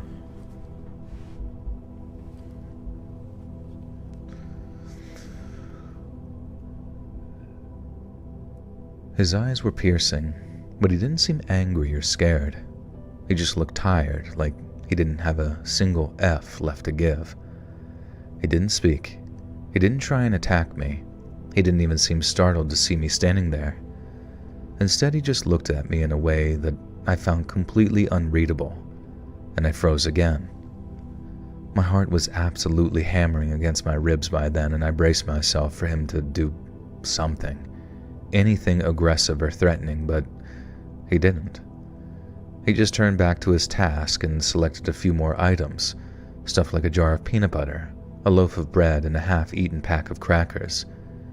And then when he was finished, he kind of scooped everything into a bag that he had with him and walked towards the back door of the cabin, which I guess was how we got in there in the first place. He opened the door and just kind of slipped silently into the night, disappearing into the dark as if though I'd never even seen in him the first... Oh, sorry. As if I'd never even seen him in the first place. Okay.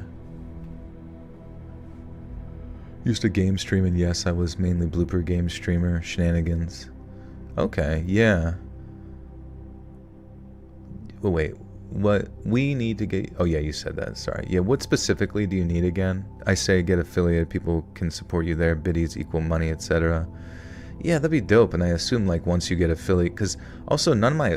On YouTube, when you create a VOD from going live, it automatically gets uploaded to your YouTube channel. I was just curious if, like, when you create a VOD over on there, does that automatically get stored on Twitch? Because I couldn't see where those get stored. So I'm wondering if you have to be, like, affiliated to start using their storage or something.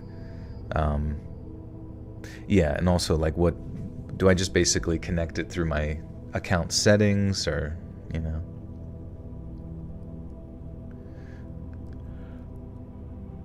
You moved into your own apartment. You don't live with your parents anymore. Nice. How's that going?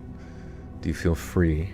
I remember seeing some meme where it was like, when I finally moved out on my own, and I haven't heard my own voice in over 8 hours, which is kind of relatable.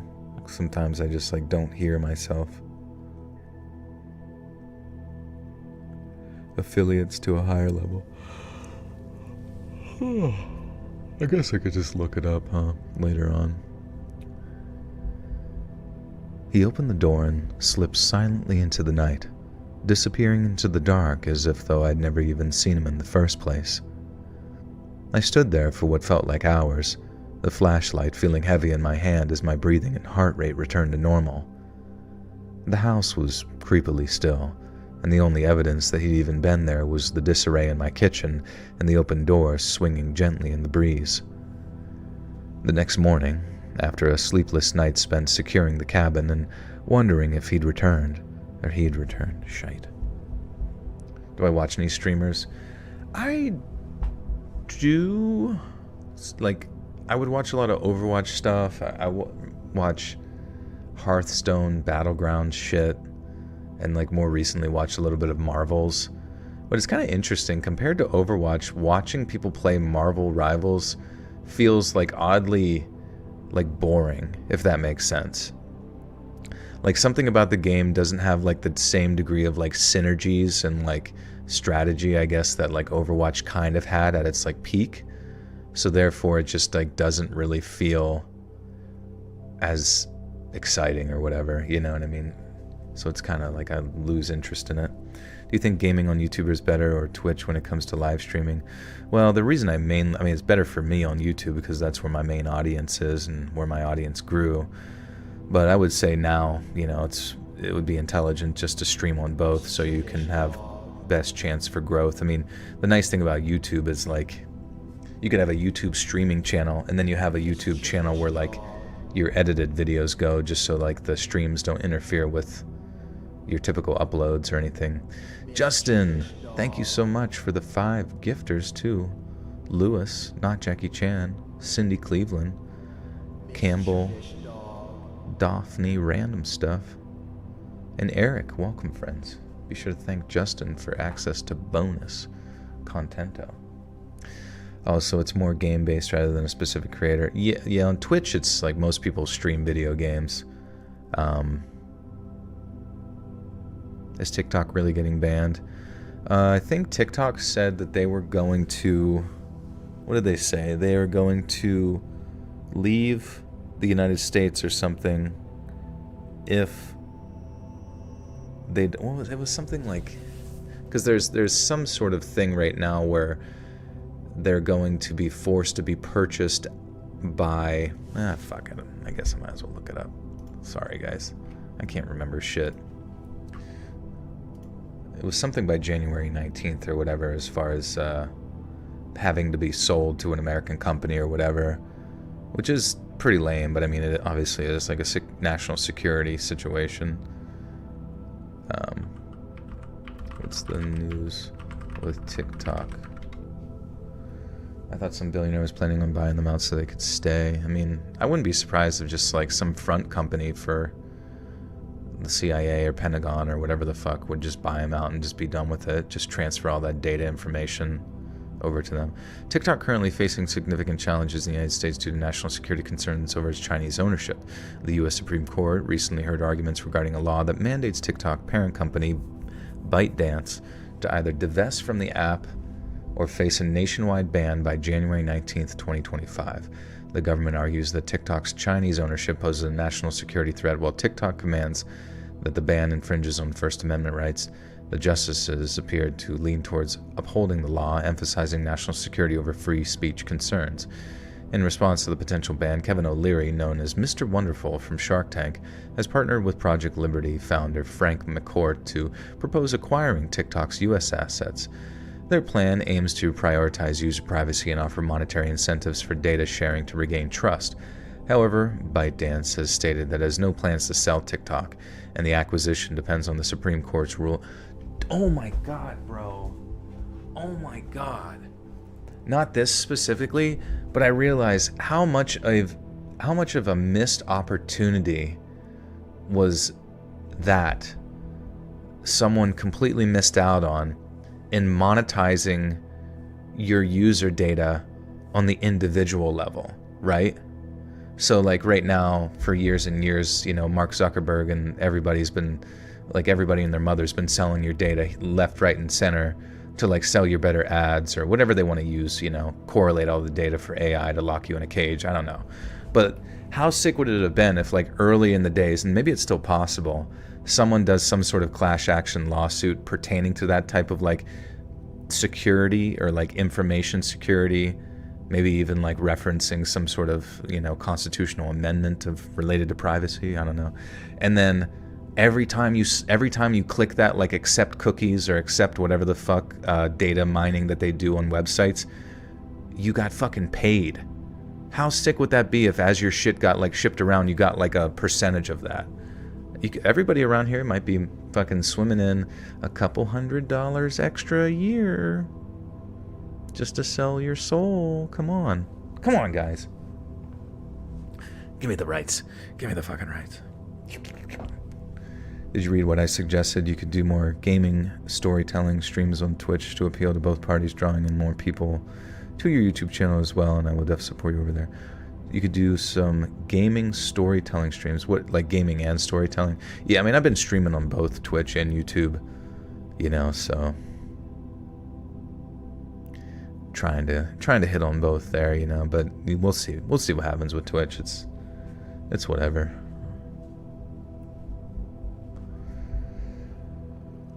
Okay, hey Lauren, what's up? Doing good.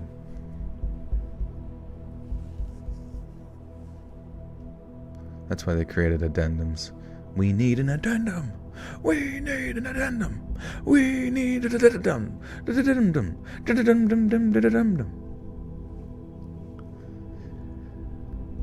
The next morning, after a sleepless night spent securing the cabin and wondering if he'd return, I learned his name, or rather, the name he'd been given by the locals, the North Pond Hermit.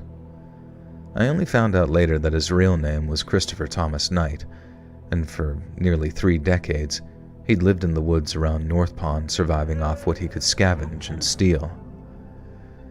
He disappeared into the Maine wilderness in the mid-'80s sometime, turning his back on society entirely, I guess, but no one really ever knew why.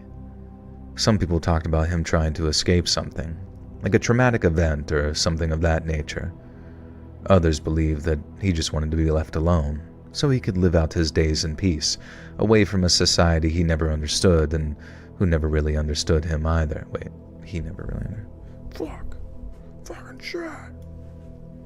Haley Boo with the 7 Canadian says, is that you with the crystal ball? It is.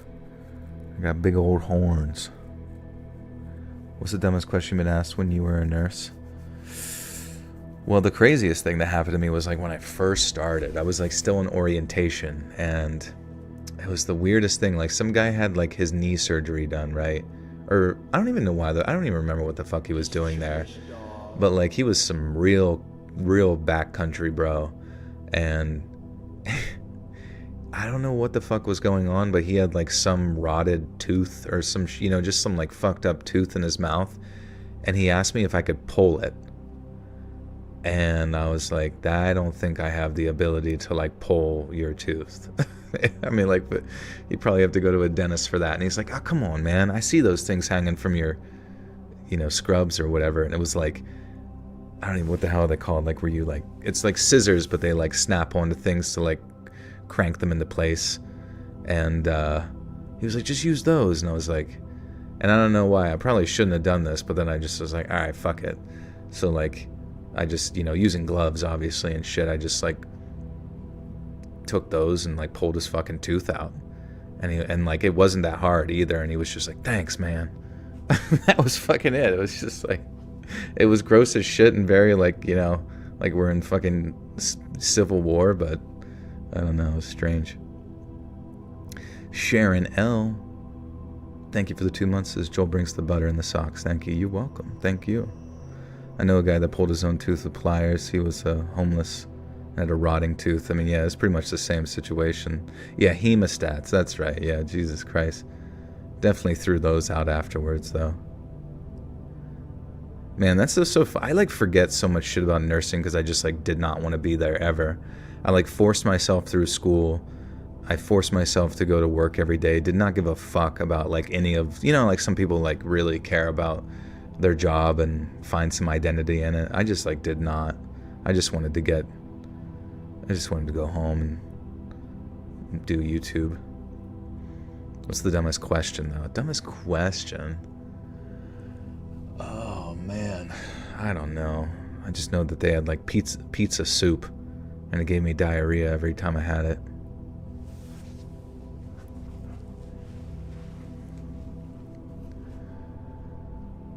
Others believe that he just wanted to be left alone, so he could live out his days in peace away from a society he never understood and who never really understood him either. Over the years, he became something of a local legend.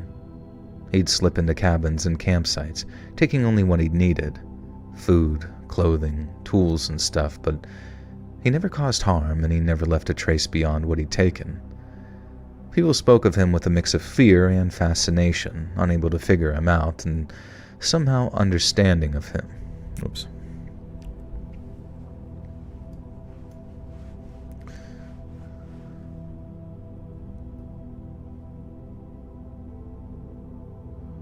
I smoked meth and pulled 2 of my own teeth out, so that checks out. That's fair. It's a good start.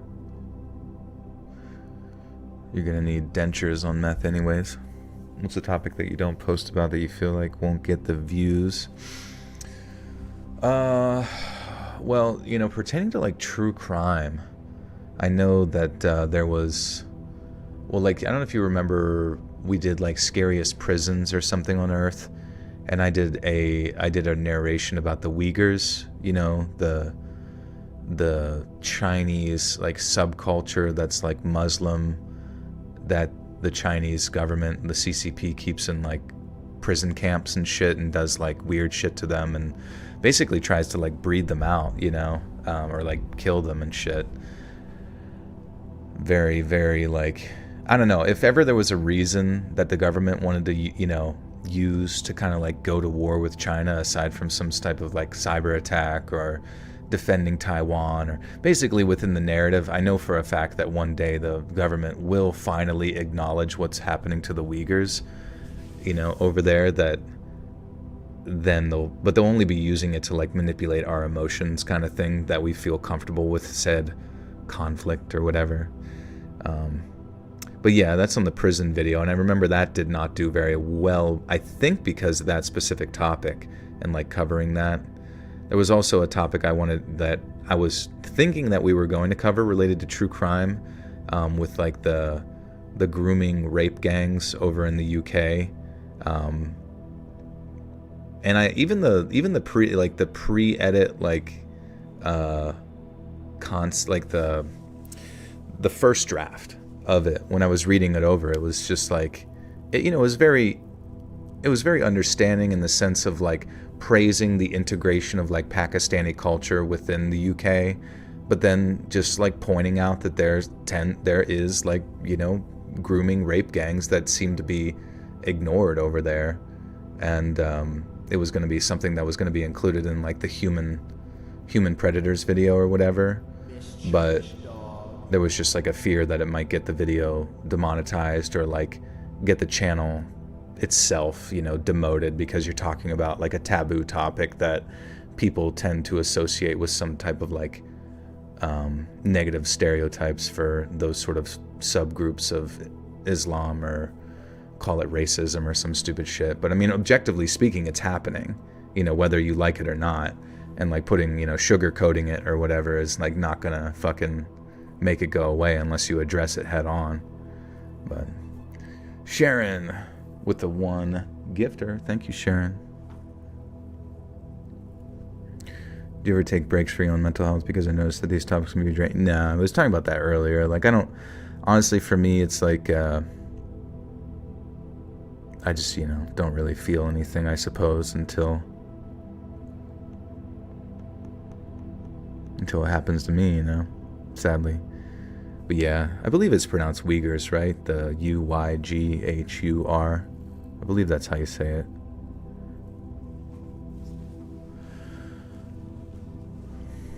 What's up, Skip? How you doing?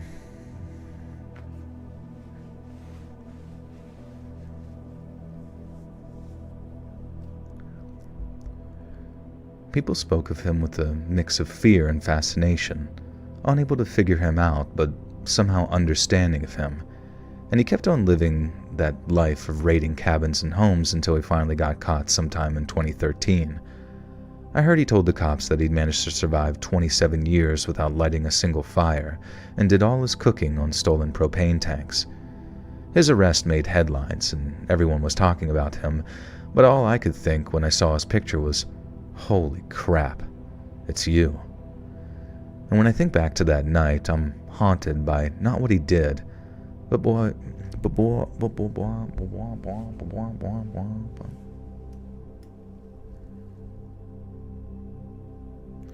sucks how you have to walk a tightrope on demonetization and whatnot with true topics. I mean, I don't know. It's just stupid. Like, so many people are afraid of reality, and if you point out reality to them, it's like you're crushing their identity or something internally, which is really just like it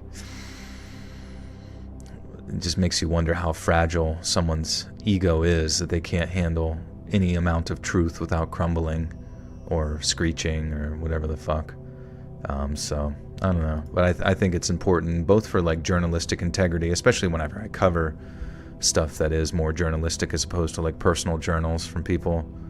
I think it's important that you tell the truth and not try to like create some narrative to go along with it to paint a picture one way or another. Just simply report the facts the way that we kind of like, we just haven't really gotten that from the media in quite some time. It's frustrating. But I understand why, because it's all monetarily motivated. If you lose your job or your editor wants to change things, like as a journalist, I mean, what can you do? I mean, you look back on like the Epstein story, and who was the one woman that was like kind of like blowing the lid on that story like back in 2011 or some shit. But then like her editor and people within her news agency just refused to run the story, and then it finally like took off back under like Trump's first term or whatever. It's a tool to make the masses think everyone is more sensitive than they really are, although there are some sensitive groups many want to acknowledge the truth. That's a good point too, is that like oftentimes the groups that make the biggest stink about something tend to just be like a minority, like the vocal minority, when in reality most like normal people who don't react to things with excessive emotion or rage probably do just want to hear the truth. They don't want to like, And I think maybe that's been the issue, is maybe we're just like way too accommodating to people who are like mentally ill. Like we're way too friendly to people who can't have conversations like adults and talk about things. But it does seem like the tides are shifting, you know, culturally to a degree. People are becoming more, the Karens of society. Like, why do we have to bend over backwards to give them a fucking gift card in every goddamn scenario and like not speak your own truth? They always talk about speaking their truth. Well, you know, maybe it's time that people en masse start to like speak their own mind. Otherwise, I think it's just going to implode on itself.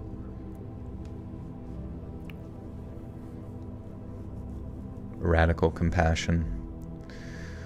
I know, well, that's the thing, is like most normal people tend to be relatively compassionate to those people who are like really loud and obnoxious, because in their mind they were raised to be, you know, kind and polite, and oh of course, you know, you're angry, like I recognize your anger, and I'd like to let you know that I don't wish to cause you any trouble, because, you know, those same normal people are also worried about being ostracized and demonized within, like, you know, a mob-like mentality. But I think more and more people are realizing that the mob is not on their side anymore. When your birth dad died, the week after he died, my cousin saw a guy who looked just like him and texted me a picture and the words, "He lied, he did not lie." Wait, what do you mean? Sorry. The story from last stream video was the absolute most degenerate, messed up. Yeah, that one, I would honestly say that Albert Fish, that's his name, right? Albert Fish. Like that Albert Fish story, especially the letters. Like there was really nothing I've read on this channel that's made me like that sick, I guess. Your birthday was 100% dead. Oh, okay. Wonder why your cousin said that then. That's weird.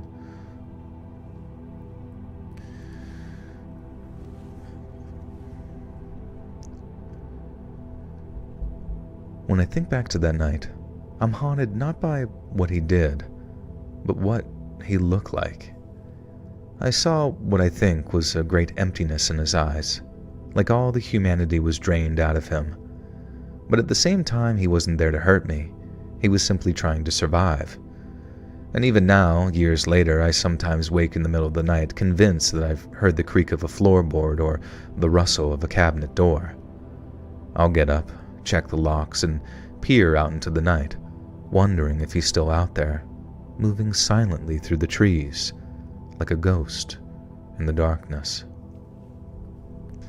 Am I in my 20s or 30s? I'm 34. So mid-30s. Joel's 50. Yeah, I mean, I'll be 50 one day, and I'll be honest with you, like, in many ways, I still have a lot of the same thoughts that I had in my head when I was like 14, and then when I was like 24, and now like 34. Like, I mean, obviously I've like changed in some ways, but objectively speaking, I still feel like the same person. So I'm sure that in many weird ways, I'll probably still feel like the exact same person when I eventually turn 50 years old.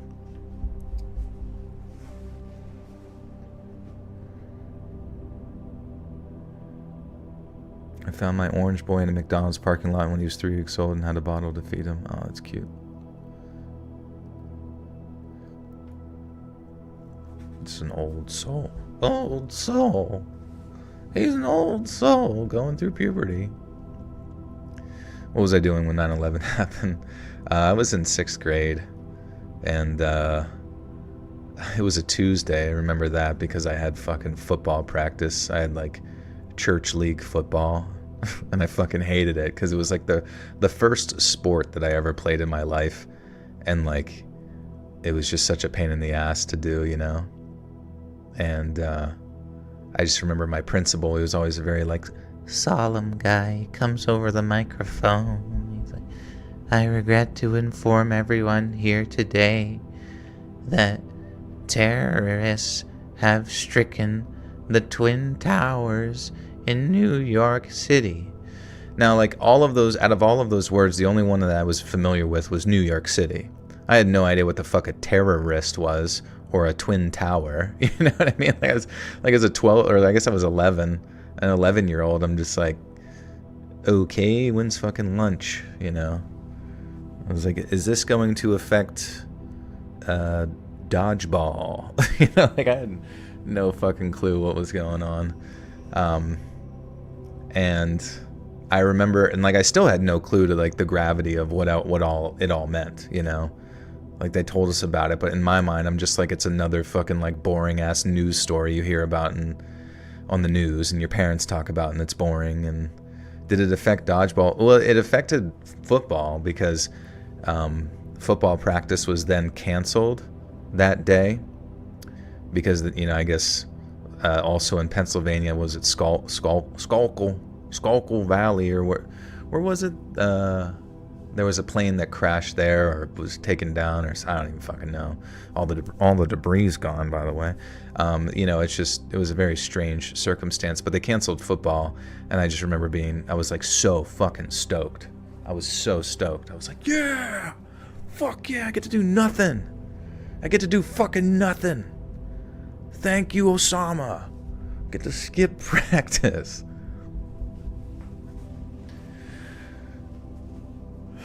And then we had to go Thursday.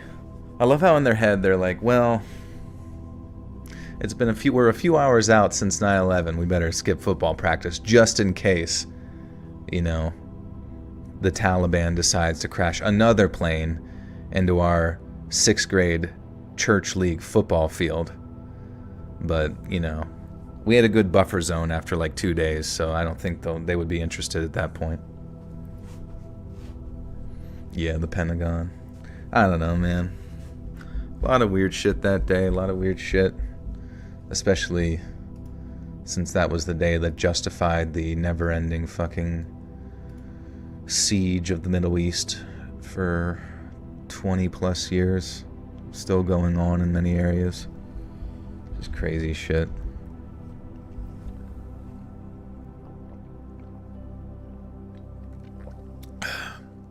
The pilot of the plane that hit the Pentagon was a family friend, best friend of Grandpa. Really? Weird. Yeah, that one was the weirdest one because the angle at which that plane had to hit the Pentagon, or like the angle in which the terrorist guy had to like turn the plane, it was just like such an insane area, and it just so happens to hit the one area in which they were doing like an audit of the Pentagon with like remember it was like $2 trillion missing or something. But at the same time, like, you're sitting there saying it was a family friend, like that's even stranger because some people say it's a fucking missile.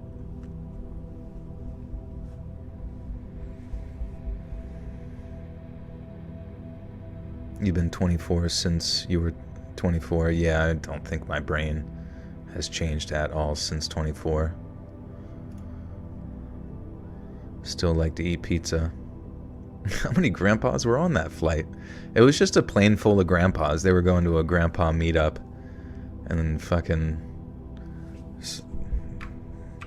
apparently they couldn't overtake these radical Islamists. Radical, yeah. Inshallah.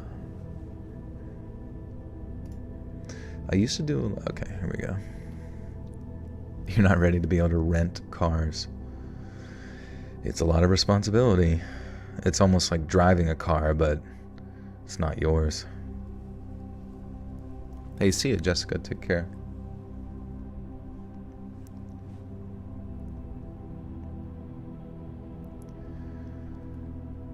I used to do...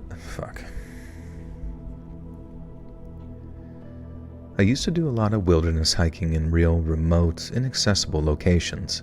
And this is the story of the weirdest, most unsettling thing that I've ever come across. This had to be the had been.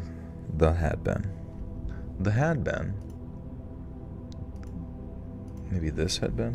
This had been a... Wait. Wait. I've been... What is it saying?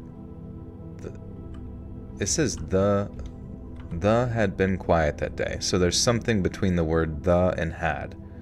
Like a noun. I had been hiking alone for 3 days and the sense of isolation was starting to feel heavy. Maybe the forest? I don't know, fuck it. The woods? We'll call it the woods. I don't know. I was in 9th grade science class when 9/11 happened. I remember we listened to live updates on the radio and listened to our science teacher have a meltdown. Yeah, I remember there was a girl in my one class who was really scared that because her dad worked in New York, so she was really afraid that he was dead. And he did die, unfortunately. But they found his passport, so that was good. Just kidding. The plane that hit the Pentagon was going over 500 miles per hour, so it kind of looked weird on cameras. Yeah, I don't know, man. Strange stuff.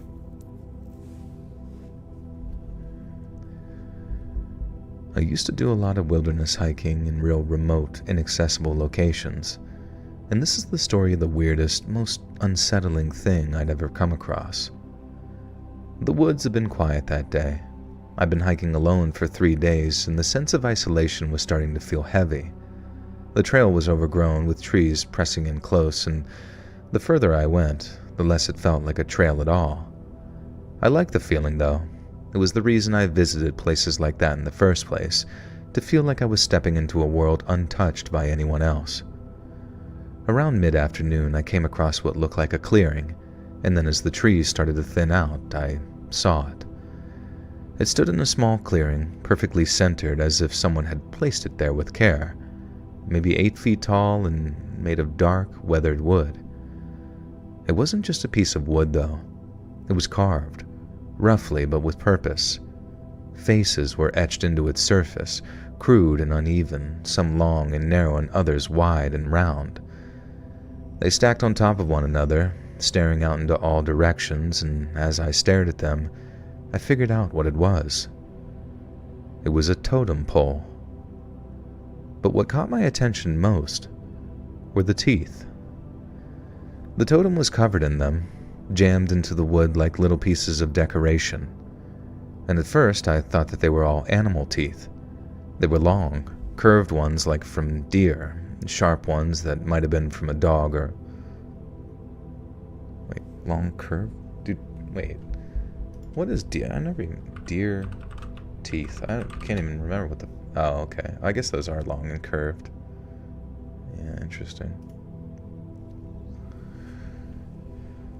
I was supposed to be going to New York Film Academy that year. Was there in summer, right before. Ended up not going. Very close to the World Trade Center.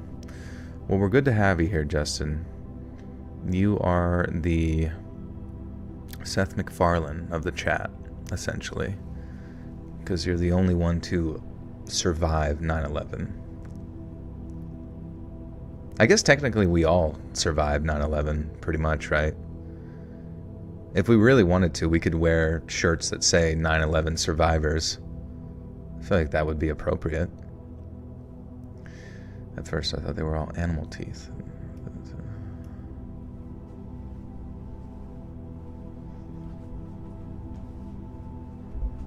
Oh yeah, Justin, what do you... did I ask you this? What? So you're on the West Coast, hopefully not near the Palisades right now, but what's your next project? Are you allowed to talk about it? Can you give us the deets on Marvel's Avengers 56?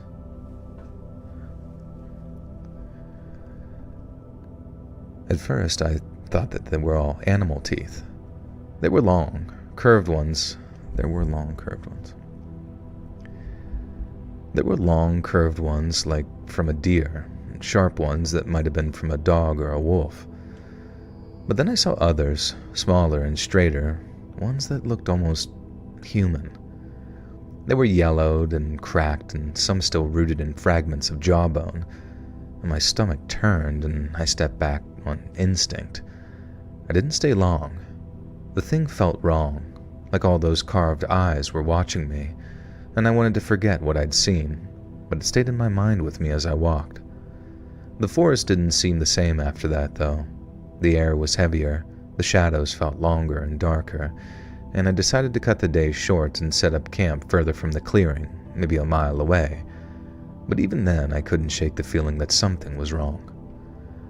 That night, I couldn't sleep. Every sound made me sit up, and as much as I told myself it was just animals moving through the underbrush or the wind stirring the trees, I couldn't help feeling like something was out there, watching me. I didn't like it. Didn't light.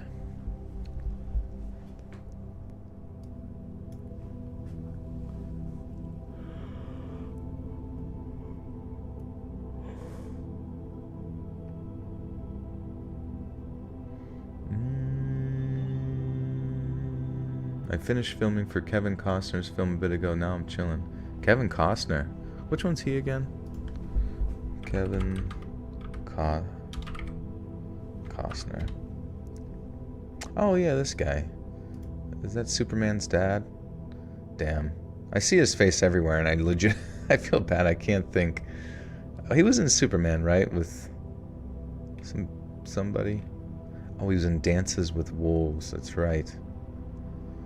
Man, it's honestly got to be so fucking hard, I feel like, being a movie star. Because you just, like, from the ages of 20 to however old he is, like 94, you have to be hot. Do you know how hard it is to be a hot 94-year-old? It takes skill, it takes dedication, and I just feel like that's too much pressure. It's going to put him into an early grave. He's not even going to get to live to be 122 like everybody else in Hollywood from drinking blood. Show feet. Show feet. Suck meat. Costner's got to be one of the best actors of our time. What's your favorite movie of Schniz? Of his? Dang, dude. What the fuck? He's got a hot wife? That's crazy. I guess you kind of earn it if you're a superstar.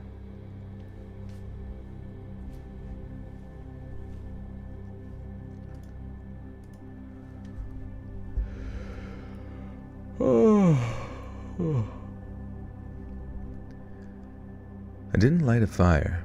It felt safer to stay in the dark, even though I was freezing, and I thought that I might not sleep a wink that night, but eventually, exhaustion took over and I drifted off. And I dreamed about teeth. And in the morning, I packed up and left as quickly as I could. I didn't go near the clearing again, and I didn't even look back. I've done a lot of solo hikes, but that was the first time that I felt like I wasn't alone, and I didn't like it. And a year later, curiosity got the better of me. The memory of that totem had stuck with me, but I started feeling like maybe I'd been overthinking the whole thing, and started to wonder if I'd imagined parts of it or blown them out of proportion. And so I went back. That time I brought a disposable camera with me, one with cheap ones. One of those cheap ones. One of them ones. You're one of them ones. Them cheap ones. What's my deal with feet? I don't know. My chat is obsessed with seeing my tootsies. It is not kosher. It's the least kosher thing you could imagine. What's my hobbies? Yeah, my hobbies mainly just involve lifting weights. I don't know. Is video games even considered a hobby, since it doesn't really, like, I always think about, for as much time as I put into like just playing like competitive video games / like single player stuff, what I could have put that towards in an actual hobby and gotten good at it. Like if I played fucking piano or something. You heard I don't have toes. It was the diabetes. The diabetes. It was the glycation that got me. Without the dogs. Them wild dogs. Gaming is a sport, it's true. I'm kind of a professional athlete in my own home. Video games are absolutely valid hobbies, so that's good. Now that I've had some time, should I legit play Marvel Rivals? I mean, if you liked Overwatch, like, go for Marvel Rivals is a little bit more chaotic and like less team oriented, and honestly in many ways less team reliant, because you can, I don't even know what to say. You can technically carry a little bit easier in that game compared to Overwatch. Or maybe not, actually. I don't know. The healing is ridiculous. Just play healer and just turn your brain off and sit in the back line and wait for fucking Black Panther and Spider-Man to come pull your pants down and do weird stuff. Because that's pretty much all the fucking game is who can eventually kill the, like, fucking heal bots.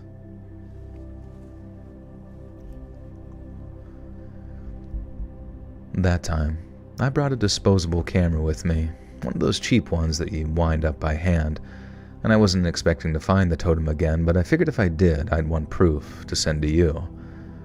And the forest felt different on the second trip. The overgrowth wasn't as dense as I remembered, and the trail was easier to follow, less wild, and I reached the clearing by late afternoon, but the totem wasn't there. The spot was empty, just a patch of dirt and grass where it should have been, and I walked in circles around the area looking for signs that it had been moved, but there was nothing. No drag marks, no holes where it might have been anchored, and it was as if it had never been there at all. But I know what I saw. The teeth, the carvings, the faces. It wasn't something you'd forget, but there was no trace of it. I took pictures of the clearing anyway, just to prove myself that I'd gone back, and when I got the photos developed, they showed really nothing but trees and grass. No shadows or odd shapes in the background, just an ordinary patch of forest. And I stopped telling people about it after that, and the few times I tried, I could see it in their faces. The disbelief, the very polite nods, the way their eyes shifted as they looked for a way to change the subject. And I get it. If someone told me a crazy story like that, I'd probably think that they were making it up too. But I know what I saw. I know how it felt to stand in front of that thing, and how the air seemed to just sort of hum with something I couldn't explain. And I know the fear that kept me awake that night, the sense that something was out there in the dark. And even now, I can't think about it for too long without feeling a chill run down my spine. I haven't been back to that part of the forest since then. I still hike, but I stick to trails that I know, places where other people go, and I don't like to be too far from civilization anymore. It's not the wilderness that scares me. It's the things that you can't explain, the things that shouldn't be there, but are. Hannah, what is good? How you doing? You've been gone for years. That's a long-ass time. You've been having tons of fun with Supervive. Oh yeah, you were saying about that game. Oh yeah, it was like a MOBA / Battle Royale type situation. I really do wish I liked Battle Royales. I mean, obviously it might be a little different with MOBAs, but can't stand Fortnite. Can't really get down with what was before Fortnite. The one with like different ballistics. Lifting weights makes you feel amazing. With my basement being finished, I'm going to get more workout stuff to complete the gym I love working out at. Yeah, absolutely. You can even go on ChatGPT and figure out a program. And now that things are paid off, speaking of video games, I actually want to make a dedicated game room the way I have everything I need to comfort in my own home, finally. Hell yeah, dude. A weight gym and a fucking gaming area. The perfect man cave. PUBG, yeah, sorry, I got mixed up there for a second. But yeah, I don't know. I mean, Marvel Rivals is good. And I do agree with people saying that like it's only good right now because it's new. And that's 100% true. Content creators kind of amplify what it's perceived as because it's new, because it gives them content and it gets them away from the mind-numbing nature that is playing fucking, Kiriko for the 50,000th stupid time or whatever. But that being said, there is a lot of flaws in that game that still exist. I do think the healing is like overtuned. I do think that Jeff as a character genuinely needs to be curb stomped in the lore and taken away, because there is no fucking reason that dude, I'm not even joking. So just imagine so you're trying to take a point, right? Or you're trying to push a cart. It's very much Overwatch. But then all of a sudden you hear something go, nom, nom, nom. It's like a street shark that lives in the street and it can go underground. But as soon as you hear nom, nom, nom, there's no visual cue to indicate where he's at. There's nothing. It's like he'll just create this big AoE radius of like a wave that's not even accurate to where it says it is. and it will pull all of your team underground, and for the next 10 seconds you just have no control over what's going on. You're just sitting there waiting for Jeff to go to an edge and spit you out over the edge or suicide himself over the edge to then kill like 4 or 5 of you and essentially just win the game. And like not a single other character in the entire game has an ult like that. Now I understand that would be funny on initial design, you know, if you're just trying to troll your audience or something. But like if that game actually wants itself to be taken seriously within the context of like competitive nature, it's just cringe. It's cringe and unfun, and it's not, there's no, people say skill diff. There's no skill diff on that. Like you can aim for his little fin that's above the thing, but I mean if all 5 of you are in it, what the fuck, like who's supposed to fucking shoot it, you know? But I remember the other day, like he grabbed me and then spit me out in the back line, and then I just used my Hulk ult to like become Super Hulk, and then you press Q again and you go through this animation where you just like smash a character into the ground, kind of like whenever he smashed Loki, and I just used it on him because fuck Jeff, he needs to die forever. Overwatch and Fortnite aren't perfect either. They aren't, you know. Overwatch has had a lot of issues with balance and like essentially being kind of just like negating any sort of feedback from their content creators, from the fans. Like they just don't really, the weird thing about the Overwatch dev team is they don't listen. All they do is follow like data driven changes, and it's like once every fucking 4 to 8 weeks they're like, okay, we you know brought down the damage on McCree's pistols. Fall off damage went from 0.3 to 0.5 over 50 to 45 meters. It's just like, what the fuck is that, you know? But you know, they don't address like the elephant in the room with like the 5v5, which I get it. It's gonna fuck that. Fuck Overwatch. It's dead. I don't even care if it gets saved. It sucks. And Blizzard killed it, you know. Blizzard killed it, and all the ineptitude of all the devs on the team. It's just embarrassing. Like, what the fuck are you doing all day? Like sitting on a beanbag that is also your testicles just all fucking day. That's all you do as a game dev, like, and only for like once a month, like tweaking a fucking few numbers and then putting out another fucking Mercy skin. It's so stupid. Also, this is going to be the last story of the night. I am going to go take my magnesium, and then I'll be right back, my friends. BRB.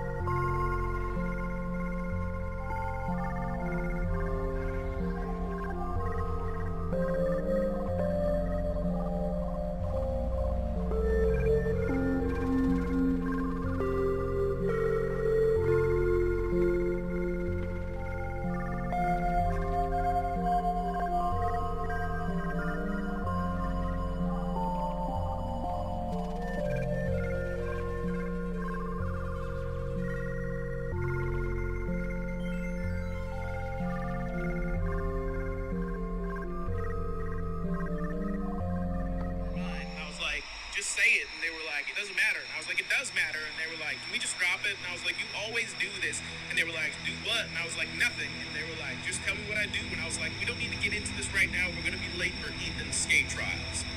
That would really get me going. It would have been quite the sight. I'm not answering that. Are you on dirt? Yep. What's your favorite Monovision show? Honestly, bug fights. Here we go, Jordan. Okay. It's mine too. Question: would you rather have the power to do whatever you want, or the power to make people do whatever you want, like mind controlling?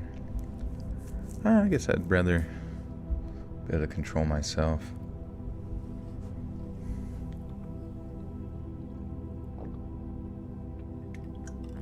Alright, friends. So we got a long one here. I think it's true crime related. Hey, see ya, Duff. Take care.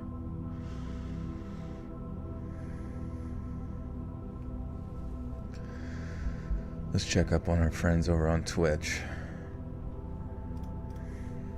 Real quick.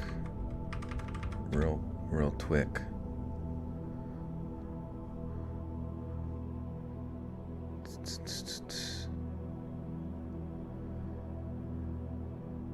The sound quality is decent here, less interference. Less interference, really? Wonder what that, over on Twitch. Wonder what that is. Does YouTube have something different? What was the clip I played? It was like, I don't know if you've seen those, like where this guy creates almost like mini documentaries, but almost they're like about aliens. It's basically just like mockumentaries of our kind of stuff, but in the form of like aliens. Like they'll say like, yeah, I was over on Glorb and then I got glorpaborbed and then I got spickle-rummed, you know. And it's just all made with like AI and silliness. It's a Twitch spy.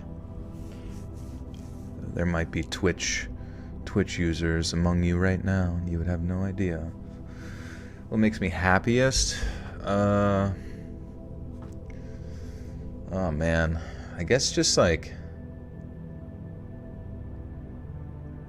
laughing with friends is really cool. Like I remember I used to make like skits and shit like back in the day with friends. That was fun, you know, just like laughing and making the skits together and whatever the fuck. Because you're just like chilling with friends, but you're also like objectively working on something too that's like also comedically oriented. It was just kind of like peak everything.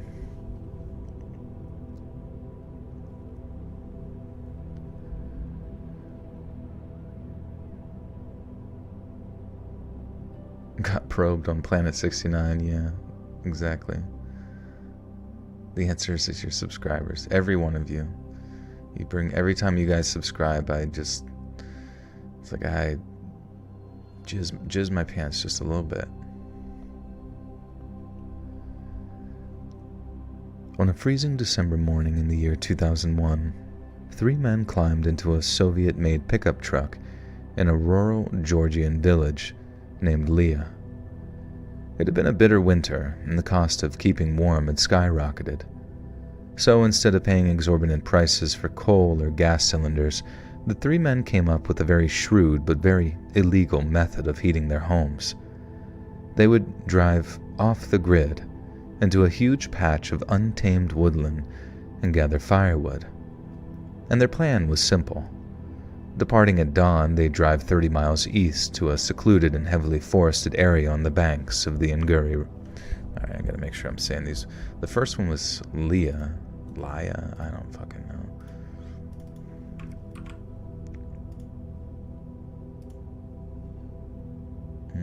I don't even... Russian? Is it Russian? Soviet, Georgian. Yeah, probably the same as Russian. Well, at least sounds like it.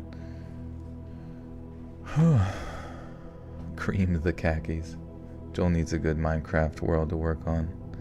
I've tried it, you know, I've tried Minecraft later on in life too. Like, because when I was 21, tried it, fun, but got bored. And then since then, I think the reason people love Minecraft is because they started it when they were young. So it's just like this mix of like nostalgia, but everyone else is doing it too. And I kind of wish that I had that. It'd be fun. Inguri. How do you say this place? How you say Inguri? Legos for Zoomers, exactly. Were you serious about FN, Joel? What's FN? Fortnite? Like not liking Fortnite? Yeah, I'm not a big fan of Fortnite. For me, it's my building and creativity, making lore vids, so I play in an unconventional way. Yeah, you know, if you enjoy, I mean, I could totally, like, I actually have friends who like just chill down in their basement and like build, like put Legos together as a way to relax. And that's what I imagine like Minecraft is for most people. What do I wear when I stream? Kind of funny, I'm still wearing my clothes from today. I just got jeans on and a golf shirt on or some shit. The gameplay of Fortnite is fine. The fan base and culture around it are horrendous. Yeah, I'm not even like familiar with it. I'm just not a big fan of battle royales. The Green Room Inc. Washington, welcome to the Butter Sock Cult. You now have access to bonus content. Thank you. What's up, Christy?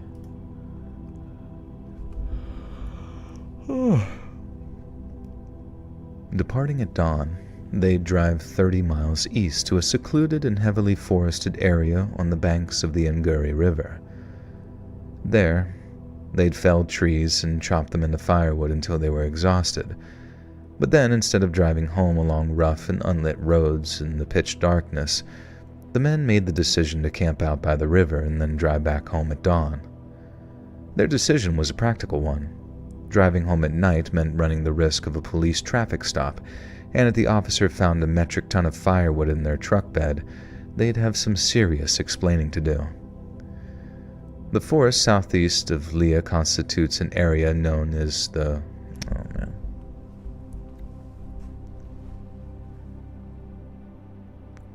Kolkheti National Park.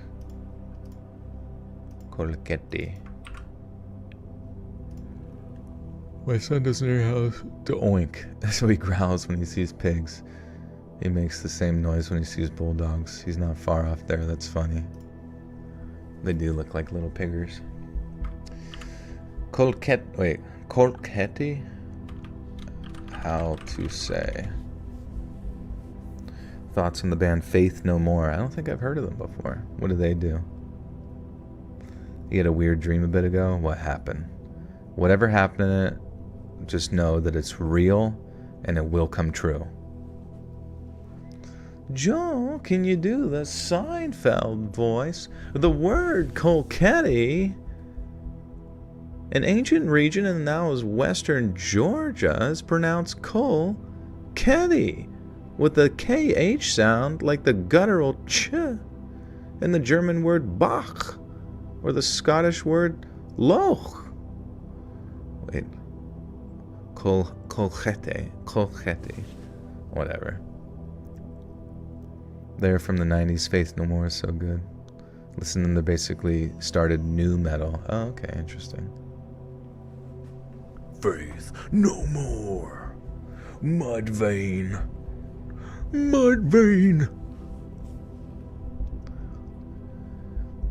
The forest southeast of Laya constitutes an area known as the Kolkheti National Park.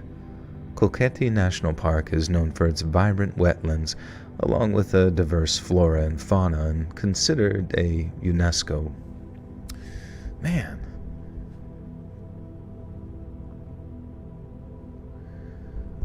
Kolkheti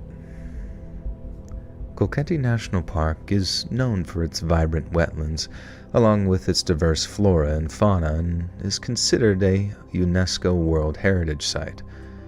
The oldest trees in the park are typically hornbeams and oak species, and due to the region's favorable climate and stable ecosystem, some of them are believed to be more than 1,000 years. God damn it. I don't know what it is about the true crime, but I get to it at the end of a video, and I'm just like, fucking just, my brain is like done. And I don't really think true crime should be harder for my head to like read on the fly, But for some reason it has been lately, and I don't know why. Do I like Rammstein? I don't know any Rammstein other than Du hast, Mick. Sam Elliott voice. What's the Sam Elliott voice? Yeah, does he just talk like a stupid fucking cowboy, or what the hell does he do? I don't know. I'm just kind of guessing in my head. I know he has a mustache. We're doing a live stream with you, Joel, and you were a live audience at a restaurant with blankets and pillows. Oh, we were doing a live stream with you, Joel, and we were a live audience at a restaurant with blankets and pillows. That's sick. We should do that soon. Willow Midnight, welcome back for a month. Says, hey there, thanks for helping me with my insomnia due to the military PTSD. You helped me more than you know. You're welcome, friend. Thank you for your service.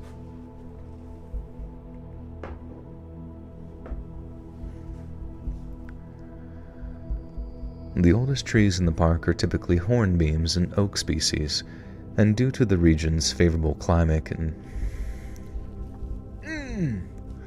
I don't know. My brain's just not fucking computing right now. I'm out of sugar juice.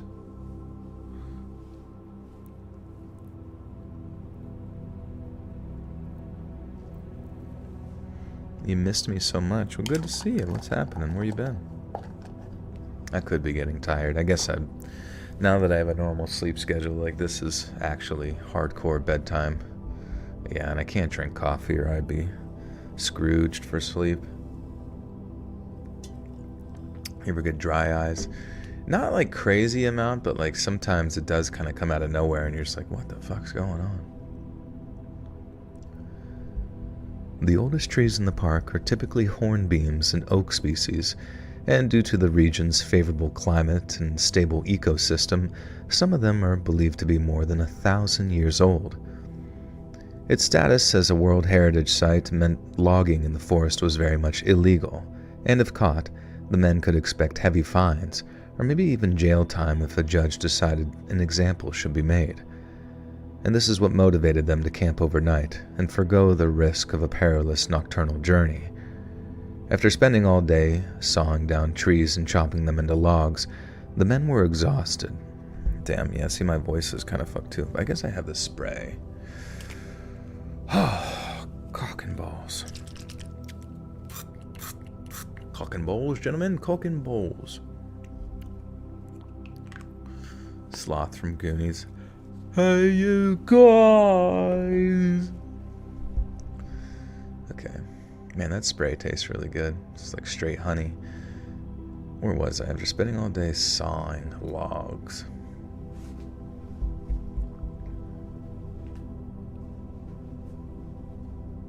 Yeah, I've got narration PTSD.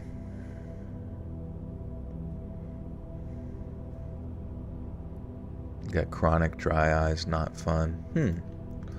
Let's see. Let's figure it out for you right now.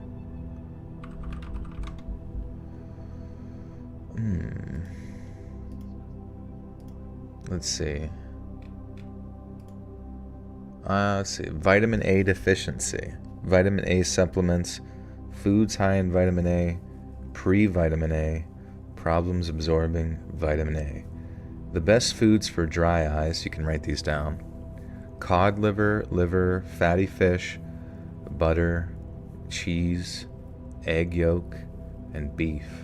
Interesting, so it's a lot of like the omega 3s and stuff. There you go, we just fixed you. This is not medical advice. Hey Annie, what's up? Your dry eyes are caused by, what's it say? Meibomian gland dysfunction. I'm getting IPL. I don't know any of those words. You do omega 3, okay. Maybe getting it like directly from the sources of like the animal product or something could be maybe easier to absorb, perhaps? I don't know. Oops, fuck, sorry. The meibomian glands are in your eyelids. Oh. How do you say that? Problem is you're vegan. Oh, that's difficult. I feel like vegans always have like so many like nutrient deficiencies. It's tough. Just because like I think our bodies are just better at absorbing animal plant-based proteins and stuff from animal products. But that's just me. After spending all day sawing down trees and chopping them into logs, the men were exhausted and ready to make camp. With clear skies and no promise of additional snow, the men hadn't bothered to bring any kind of tent with them. Instead, they were content to melt a patch of snow by lighting a campfire before sleeping on a series of thin, waterproof ground sheets. However, despite having enough logs to make an entire winter's worth of firewood, it was no good to them. To light a campfire, they'd need to head out into the forest again to find tinder, kindling, and enough dried deadfall to... Motherfucker, I was not expecting the word deadfall. To light a campfire, they need to head out into the forest again to find tinder, kindling, and enough dry deadfall of a suitable enough size to feed the flames once they'd been summoned. But in the snowy, Kolchak rainforest in northern Georgia...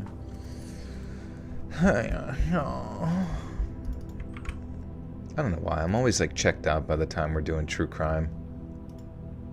I don't know what it is. How to say Kolchak. Is it Kolchak?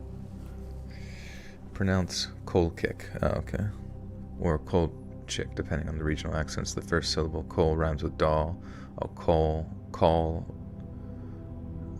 A hard K or a soft ch sound. Hey, Gray, thank you for the 5.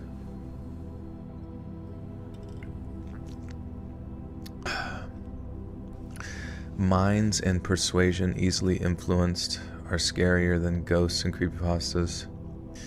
What do you mean? Pertaining to what? You better not say a political thing or we're gonna tickle you to death.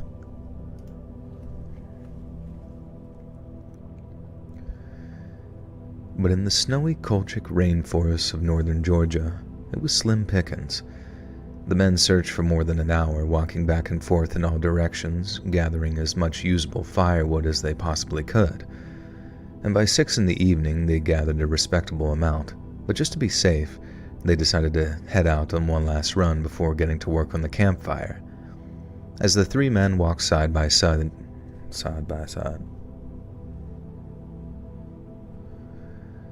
As the 3 men walked side by side through the trees, the ground before them appeared carpeted by the bright, ethereal white of frost and fresh snow. They talked back and forth, their laughter turning to steam on... Come on, man. In the evening air with their attention. Okay. Oh, I've been considering being not completely vegan to see if it improves my eyes. I just really hate the idea of eating animal products. Well, let's see what bullshit might not be. Well, I've known vegans that still eat eggs. I actually do know vegans that eat eggs. Maybe that's like a vegetarian or something instead. So maybe like, yeah, some type of egg yolk, like egg white and the yolk. Okay, yeah, cod liver oil, liver, fatty fish, butter. Yeah, butter. You could almost like objectively think of butter as, and cheese. Like, sure, it's like taken from the cow, but it's not like you have to chop the cow's head off to get to the butter inside their brain or something. Even though I guess brains are pretty fatty and they're probably pretty tasty too. Well, never mind. Don't worry about that. Yeah, I don't know. It's up to you. I understand. We all have our proclivities. The issue with animal products is the way they're treated in industry. Well, maybe you could go to like local farmers or something so you could like really verify that they were, cuddled and kissed and, given a college education and all that good stuff.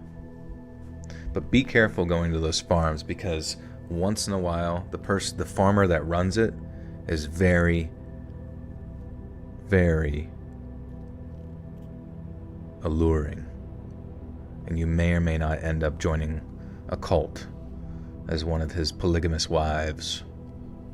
Whether you're a girl or a guy, you have no choice. Hey, Missy, good to see you. Ever listen to Primus? I may have. It does sound familiar.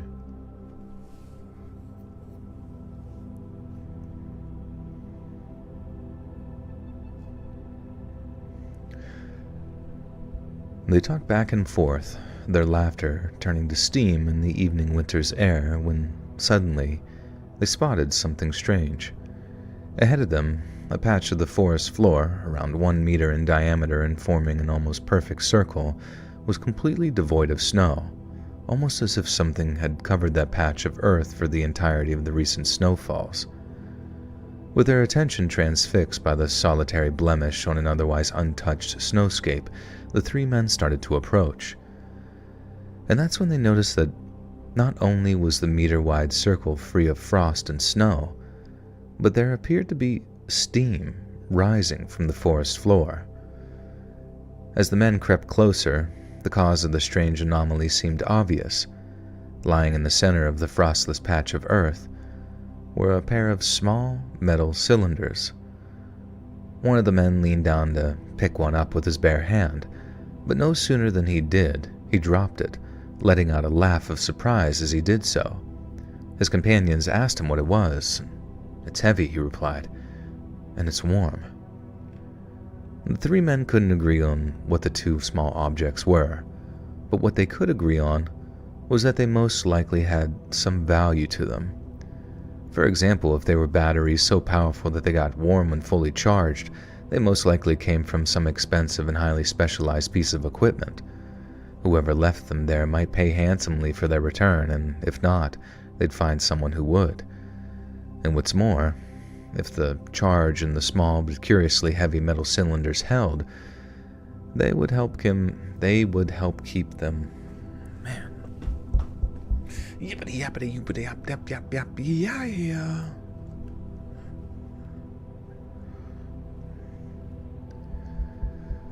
Whoever left them there might pay handsomely for their return, and if not, they'd find someone who would. And what's more, if the charge in the small but curiously heavy metal cylinders held, they would help keep. Motherfucker. Sorry. And what's more, if the charge in the small but curiously heavy metal cylinders held, they would help keep them warm throughout the night. The first of the 2 cylinders was stashed in the woods behind a large rock. The second was brought back to camp with them. The men made dinner, drank some vodka, then settled down to catch a few hours of sleep under a canopy of twinkling stars. Yet before long, they began to feel nauseous. They tossed and turned, unable to drift off to sleep, and then shortly afterward, each man realized that his companions were suffering from the exact same affliction. And at first, they suspected that it might have been the vodka they consumed. When improperly filtered, cheap vodka may contain excess fuel oils used during the distillation. Used during the distillation process, such oils can cause headache, nausea, and other symptoms if they remain high enough quantities. Fucking hell. Hey, Andreas, take care. Good to see you. You always manage to get a roll when I leave a comment, and it's way back to the feed by the time he checks them again. Yeah, I'm sorry. Maybe your comments give me magic powers, good luck abilities. It's heavy, and it's warm.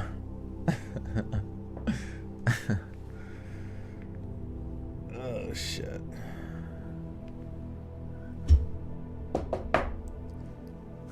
That'd be kind of cool. You were talking about doing like a live show where everybody was in a restaurant with blankets. But it would be kind of cool, like as I'm doing that, there's like in the middle, like a mud pit. And there's just like, you know, we would kind of schedule mud wrestling between 2 fans. Man, that would be cool. You know, just for like entertainment purposes. To see who could handle themselves. Used during the distillation process, such oils can cause headaches, nausea, and other symptoms if they remain high enough quantities. Cheap vodka can also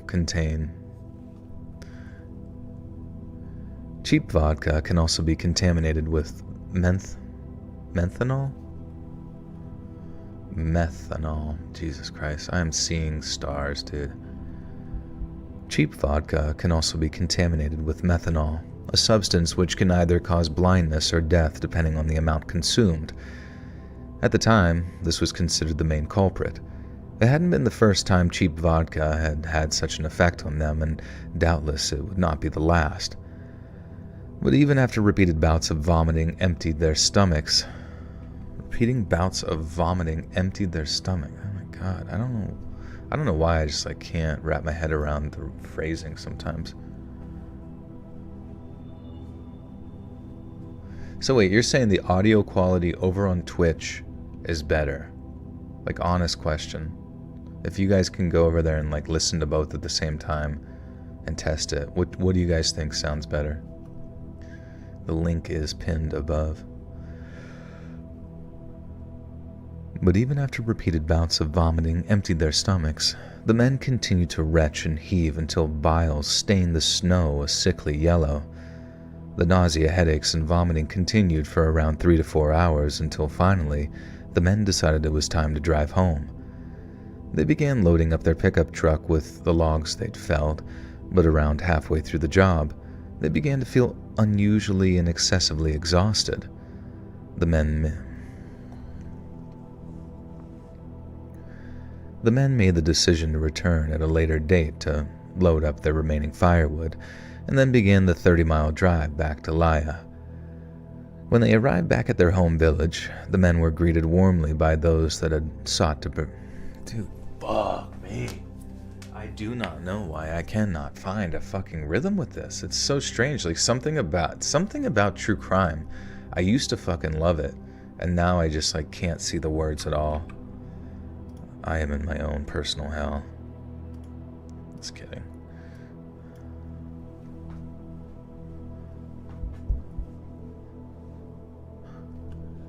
You were listening to it crisp. Any difference, you think? You were also giving out free gaming systems and gift cards. Oh, that's sick. We'll have to do it. It's louder on Twitch. Even at max volume, or how are you comparing?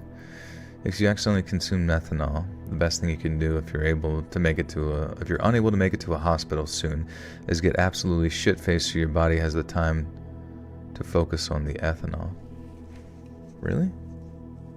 Wouldn't it make it harder to metabolize it or something? I don't even know. That's smart, yeah. Maybe I should get the true crime long one out of... Maybe I should honestly every time find the story that's longest and get that out of the way first. I don't know if it's the technical language that fucks me up or what, but... Oh, it sounds twice as loud over there. Interesting. Strange. Maybe that's the idea of it sounding crisper. Crisper.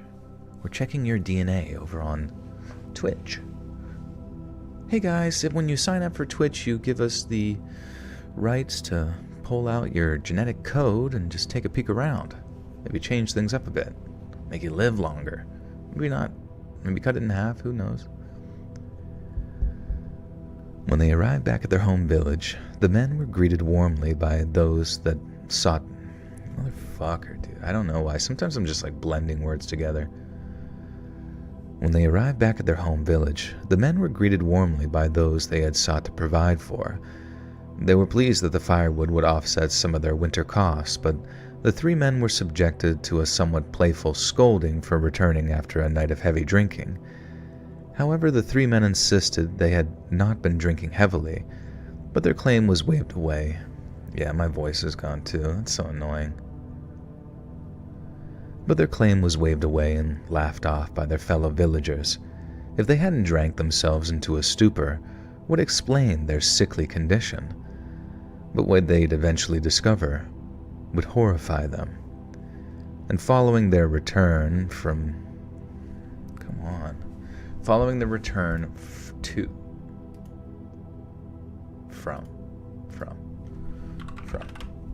Following the return from Colquete, yeah. Maybe try reading a story of your choosing or just hanging out.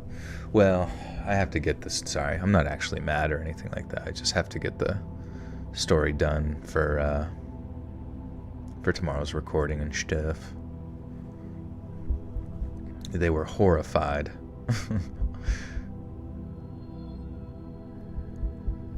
Following their return from Kolheti Forest, the three men retired to their beds to catch up on some well-deserved rest. They slept all day. Then in the early evening, one of the men woke up and began rushing to the bathroom. He suffered from prolonged bouts of diarrhea and noticed with some alarm that there appeared to be blood in his stool. At the insistence of his wife, he visited the village doctor the following morning, but when he did so, the man completely failed to mention his encounter with the heavy metallic cylinders, as well as the eldritch warmth they exuded. Describing exactly what happened would no doubt reveal his illegal activities, and fearing he might also lose out on his strange but valuable find, the man chose to keep the strange objects. God. Oh my God! Oh my God! Lauren, thank you for the 32 months. I'm not really sure what to say right now. I'm just gonna say, Obama. Seriously, you're doing fantastic. Thank you, Lauren. Appreciate you. Do I create my own stories? So people send in their stories, but if there's not enough, like, stories for a specific, typical video length, we'll do true crime at the end to kind of fill the word count. You want to hear me say a bad word? What's your favorite bad word? Better not be poop. Have you ever come to Toronto? How did you like it? Toronto! Be sure to wear your COVID mask. I just remember seeing that one stand-up comedian. His name's Ben Bankus or something like that. I see a lot of his shorts pop up and they're really fucking funny. Toronto!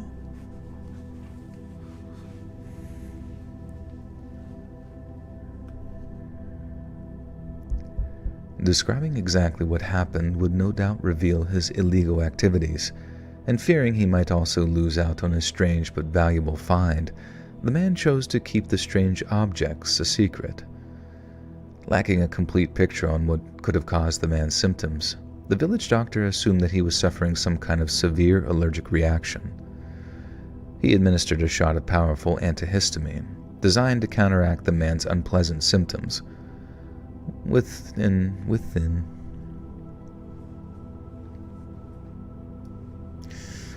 Does it seem like because of being able to hear more with the crispness, that means amplifies background noises like papers of shuffling noises? Maybe that's why it's better on it for some. Maybe, yeah.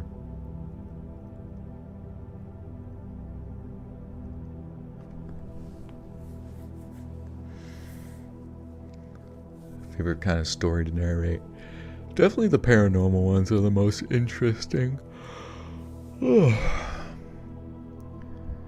Within just a few hours, the man's condition had improved dramatically, but so had those of his companions who received no such antihistamine shot. Choosing not to question an improvement to their health, the men went about their business as usual for the next week or so, until one day, when they began exhibiting a host of new and painful symptoms. At work, one man complained of a soreness on the skin of his back.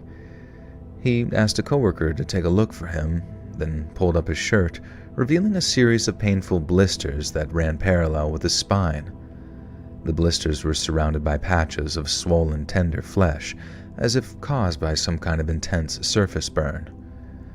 Fearing their illegal logging activities would be uncovered, it took the men 3 whole weeks to report to the hospital in the nearby city of Zugdidi, and when they did, their conditions were dire.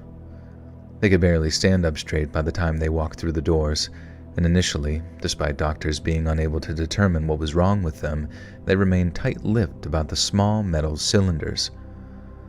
Only when medical staff explained that their transparency might mean the difference between life and an unimaginably painful death did the men relent and explain what they'd found.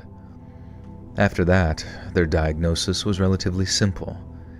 Each man was quite clearly suffering from extreme and highly advanced cases of radiation poisoning. With Zugdidi General Hospital being woefully under-equipped to deal with such an emergency, the men were transferred via helicopter to the emergency medical center in the country's capital, Tbilisi. I forgot how to say this. I don't even know if I'm saying Zugdidi. Zugdidi. I do remember we covered this place before, Tbilisi, or whatever it is. Tbilisi. Tbilisi. Russian. Maybe Polish. Polash. Tbilisi. Tbilisi. Tbilisi. Are we doing a gaming stream next Saturday? Potentially. You guys should think of some games I should play. Does it seem like... oh, yeah. With Zugdidi General Hospital being woefully under-equipped to deal with such an emergency, the men were transferred via helicopter to the emergency medical center in the country's capital, Tbilisi. The EMC set to work making the men more comfortable, while establishing strict quarantine procedures in order to prevent potential contamination. Assuming they were contaminated, their clothes were removed before nurses carefully washed their exposed skin with soap and water. After that, the 3 men were transferred to Tbilisi's Institute of Hematology and Transfusion, where they were isolated and assessed, while being given heavy doses of painkillers to dull their intolerable agony. Untitled Goose Game. That would be fun. I never did get to play that one. Is this Grid? Was it Grid or Grids stories? What's Grids? Like radiation? Oh, like, is that a Fallout reference?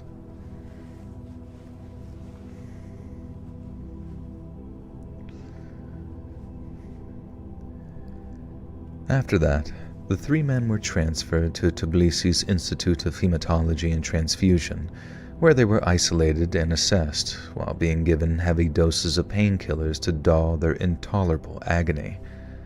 Seeing as radiation weakens the immune system, the open sores on the men's backs had started to become dangerously infected, and upon examination, doctors noticed the telltale inky black of rotten necrotic tissue.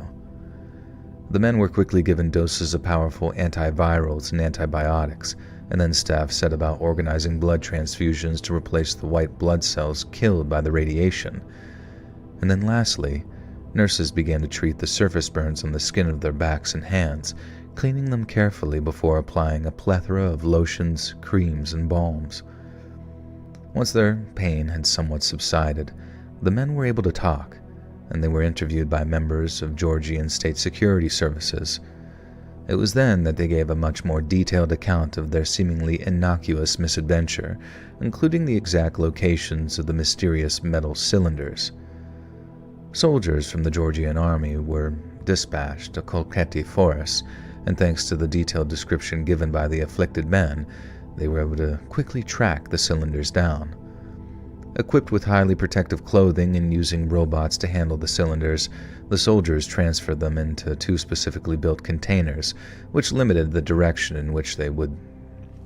Dude, I was just having a thought as I was reading this. I was like, why the fuck do we not have robot soldiers yet? You know what I mean? Because if robots are going in there to pick up radiation cylinders, I understand it's like not a very tactile job, but I don't know, just surprised that we haven't arrived at like very specific cyborg stuff, because I feel like eventually we're going to get to the point where if war is still a thing in the future, probably, but we're going to almost be like, think about like people fighting their own wars face to face is going to be such an archaic concept. It does feel very archaic currently, even though I know it happens, but it's just odd, you know? I am a Terminator, am I not? Yeah.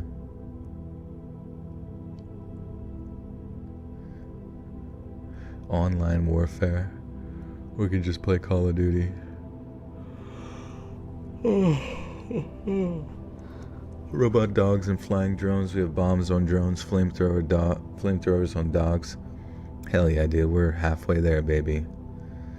I want Untitled Goose Game. I want an Untitled Goose robot with a flamethrower and a knife. I need that right now. You mean yeah, we're at war.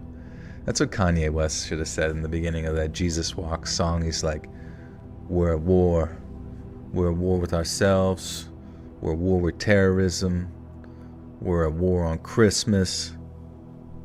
That should be his next song, War on Christmas, Kanye West. Equipped with highly protective clothing and using robots to handle the cylinders, the soldiers transferred them into 2 specifically built containers, which limited the direction in which they could emit radiation. They were then transported to a secure facility for analysis by officials from the International Atomic Energy Agency, and it took less than 24 hours for scientists to determine that the 2 heavy cylinders were made of a substance known as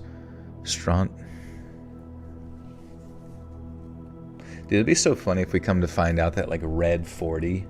Oh my god. What if this is I'm predicting the future right now. What if we find out that, like, Red 40 and various, like, food colorings and, like, ingredients in foods are actually, like, low levels of, like, radiation, and that's part of the reason people get, like, stomach cancers and shit when they eat it, because it's just irradiating their stomach. Dude, I am predicting the future right now. That's guaranteed gonna happen. Have you seen the girl who sings about it's hard being an alien, being a human? No, I've seen the one where the one person, like, she sings as, like, all the different characters from SpongeBob. That's pretty funny. There's been a war on Halloween. Alex Jones. The TV meals 10 out of 10 have radiation. Really? Is it just from microwaving is the radiation, or where does it come from?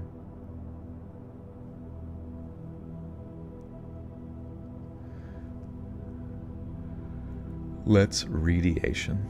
That said, uranium is also chemically toxic in addition to being radioactive. Yeah, I can't say that I really, like, fully understand what radioactivity does. Like, what is happening? Have you seen the comeback of Hawk Tua? Do you think she'll continue her podcast? I mean, she'll continue it, you know, people will watch it, she'll continue it. I'm just curious if she's gonna get, like, sued by the people that she rug pulled and all that, you know, because with, like, legal fees and whatever you end up owing, like, she could just be, like, dead broke. She's gonna fucking need a goddamn podcast just to, like, pay for all the legal fees. War on microwaves. It shakes the atoms. Gives it kind of like shaking a baby, but it's a atomic particle. Bananas are slightly radioactive. If you were to eat 10 million bananas at one time, you would die of radiation poisoning. Fuck. What if you shoved them all up your butt? Would that be okay? Would that be okay with you? Will you be okay with that? She may do jail time, yeah? I have no clue. People are so funny. YouTubers are just, like, such a strange breed of, like, silly gooses. Who falls for coin scams? Bro, good fucking question. I love whenever, like, you know, like, there's, you know, I don't even know why. Like, I look at, like, CoffeeZilla and shit, and in that one thing, like, he's making, like, a really, really big deal, which he should, and I'm glad that he does, about her, you know, rug pull coin scam hubbity bub. Like, it's very clear that it's, like, a big deal, but it's just, like, how do you even, like, feign that much anger? Because eventually you just gotta, like, kind of look at the people that fall for coin, you know, meme coin scams at this point, and just kind of like, what the fuck's wrong with you, bro? Like, jumping into, like, a crocodile infested water to, like, do your, you know, swimming training, and just being like, how did I get eaten? Like, what the frick? Majored in microbiology in college, loved all biology classes. Nice. Do they talk about radiation in biology? I'm sure they do, right? A little bit? Or is that something else? Is that, like, physics or whatever? It's not just contamination with radioactive dust, but altering other matter to make that matter itself radioactive. That's crazy. That's actually fascinating. Ionization, radiation passes through the cell wall like needles of energy. Interesting. Is it just like basically like a cascade, like an ongoing cascade event of like something just breaking down essentially on the atomic level, and it just can't stop itself? Is there any way to like deactivate radiation to like make it go to its most like inert form, I guess, or whatever? We should do a nice pump and dumpy. Pump and dump will do. I think most of the people who bought the coin were just waiting to sell ASAP, but they never expected it to be going to end so fast. I guess. Scammers get scammed.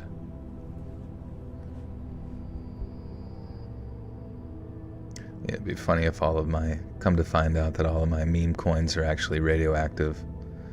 They're made of plutonium-69 420.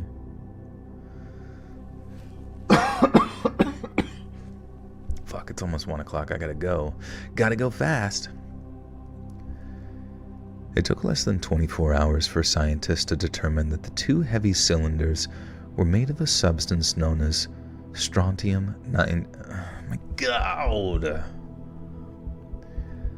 It took less than 24 hours for scientists to determine that the two heavy cylinders were made of a substance known as strontium-90. They'd been part of a radioisotope thermoelectric generator, or RTG, a kind of electrical generator which converts heat released by radioactive decay into electricity. They're often used to power things in remote locations, such as satellites, space probes, or a secluded radio relay in rural Georgia. Many years earlier, the construction of the Houdini hydroelectric station began. Its engineers hoped that, while it was being built, they could coordinate with the distance in... Dude, there's so many fucking big words in this thing. I'm gonna shit my diaper.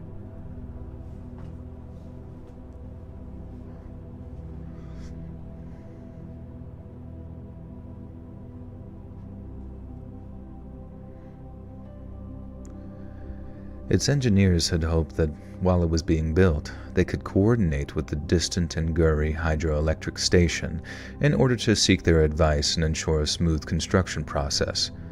There was just one problem. The distance between the two stations was so vast that not one, but 4 radio relays would have to be constructed in order for them to communicate.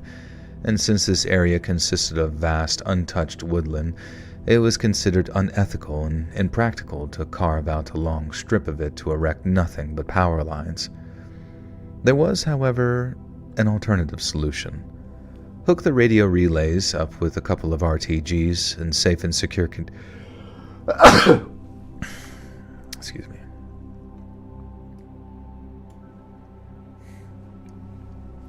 It's your boy, Radioactive Man.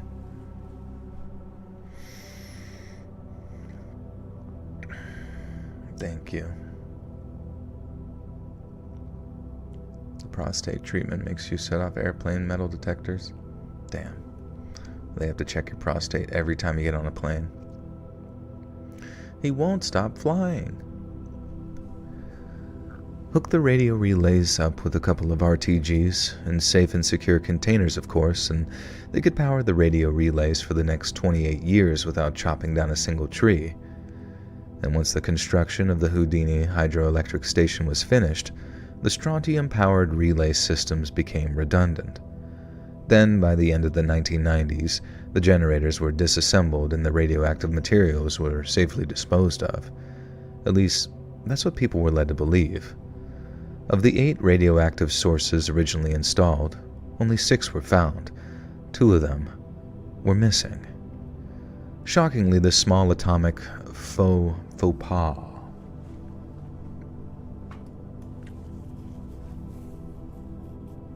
Bro is still live. I know, it's been going for a while. Do you ever get so into a stream or chat you wear adult diapers so you can save time just chat? I should, honestly. It's a brilliant idea. I would never have to go to the be right back poop screen ever. You could just poop with me. It'd be part of my merchandise, just adult diapers with my avatar on it. See, that would provide much more value to you than a fucking shit coin. We have shit diapies. Shockingly, the small atomic faux pas was kept secret from the wider nuclear community, with the officials who swept it under the carpet simply hoping the missing strontium would show up again. Then just a few years later, 3 friends out looking for firewood would suffer the incalculable,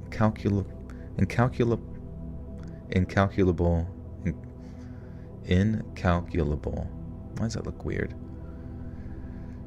Then just a few years later, 3 friends out looking for firewood would suffer the incalculable misfortune of simply stumbling across them. The first man, referred to in the IAEA.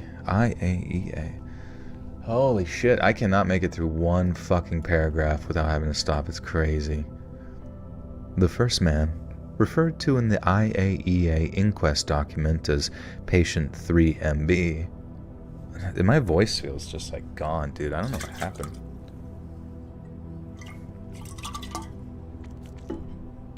Any fun plans for the week? I just go to the gym, I guess. I don't know. How much magnesium do I take for sleep? Dude, my old magnesium ran out, so I started using these ZMAs again. Fuck. No, I'm just tired, and I start to get sick when I get closer to bedtime. I've been up too long. Fuck, man. The first man, referred to in the IAEA inquest document as Patient 3MB, was the most fortunate of the 3. He received radiation burns to his hands and isolated patches of his legs, but since he didn't hold or touch the strontium cylinders for any prolonged amount of time, he was discharged from the hospital.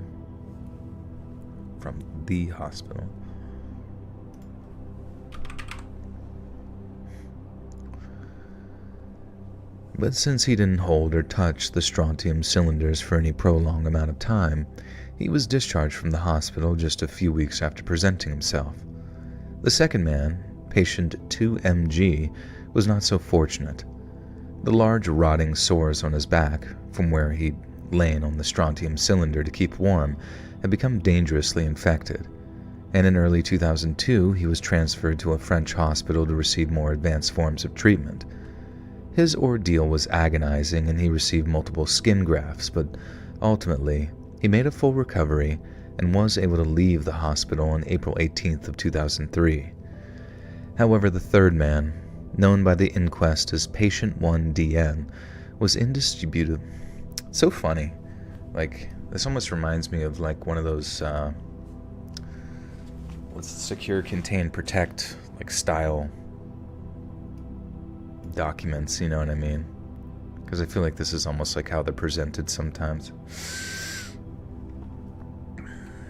What did they touch? They touched an old battery or something, an old energy source that was not properly disposed of, but it was radioactive. I forget. It said what it was for. Wait, why do you get sick before bed? Because same for me, and I fucking hate it, and I don't know how to make it stop. I don't know, I think my, as I get closer to, not being asleep, my immune system is at its, lowest point of the day, which, is that normal? I mean, it doesn't happen all the time, it's just, especially as I stay up for longer periods of time, my immune system, with lack of sleep, seems to be getting, having a strange histamine reaction to just being awake, and then it just, resets when I go to bed. It's like becoming a werewolf, but instead you just become, a little fucking loser who stinks and smells. Not you, but me.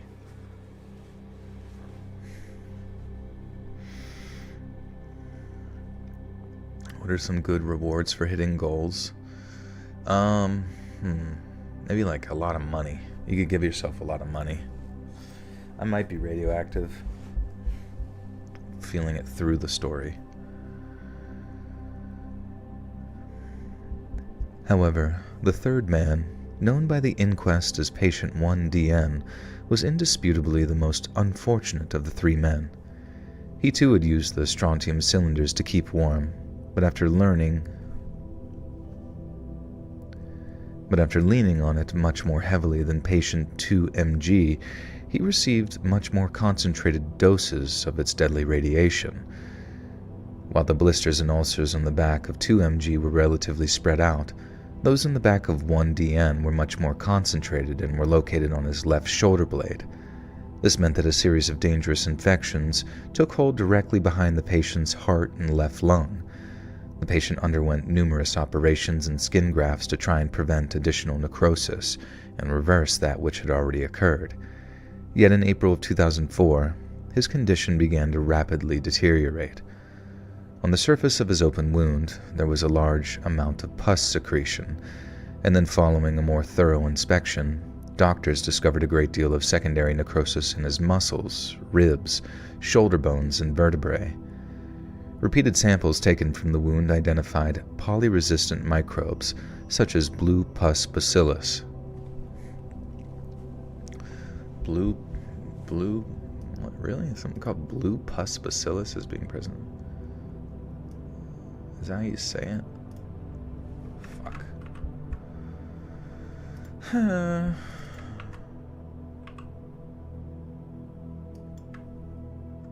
Whatever. Well, you know what? We'll do it here. How you say... What's the name of the story? I want to look it up. Let me see what it's...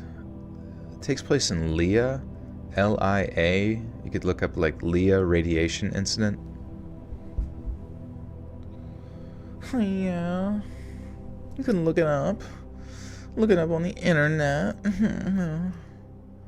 Find it online, yeah. It's Google. It's Google talking to you. Repeated samples taken from the wound identified polyresistant microbes, such as blue pus bacillus, as being present among the decaying flesh. Polyresistant microbes are named such because they developed a resistance to commonly used antibiotics, and as you can imagine, this presented a dangerous challenge to those charged with patient 1DN's care. Hospital staff did all they could to fight the infection, but despite a large amount of antibiotic therapy, multi-organ failure loomed large on the metaphorical horizon. On May 12th of 2004, his temperature increased to 39 degrees Celsius, and in the following days, arterial pressure decreased dramatically on account of severe septic shock. And just hours later, patient 1DN suffered a cardiac arrest and was pronounced dead at 10:55 p.m. on May 13th of 2004, 893 days after his initial exposure to strontium-90. Patient 1DN's death marked a tragic end to a brutal but wholly avoidable ordeal, and his loved ones mourned his loss bitterly. Yet the question remained, how could such a horrible thing happen in the first place? Following an inquest into the events, the International Atomic Energy Association claimed that the disintegration of the Soviet Union in 1991 led to a loss of oversight and maintenance for many radioactive devices and installations in the region. Then, without adequate records, security, or a transfer of responsibilities, these devices were left to deteriorate. Seeing as the sources in question were located in a forested and mountainous area in Georgia, their remote placement made them difficult to monitor, and given the secrecy surrounding Soviet-manufactured atomics, it's possible that the newly independent Georgians simply didn't know it was there. Yet perhaps the most concerning aspect is the fact that the strontium-90 cylinders had already been removed from the radio relay. The commonly agreed upon scenario is that after happening across the radio relays in the chaos of post-Soviet Georgia, a scavenger believed that they were a high-tech variety of battery, quite possibly with a high resale value.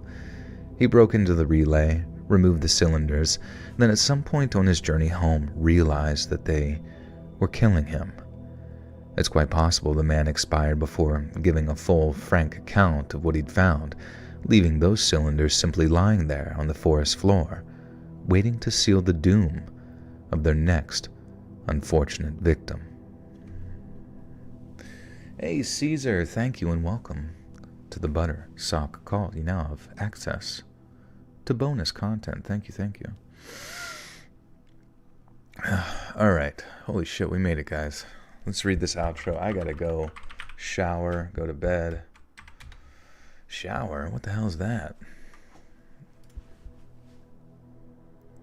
But what about dangerous anomalies? Outro? Script. You guys gotta think of something funny for me to say. And remember, if you're in Eastern Europe forest, look out for dangerous anomalies. What?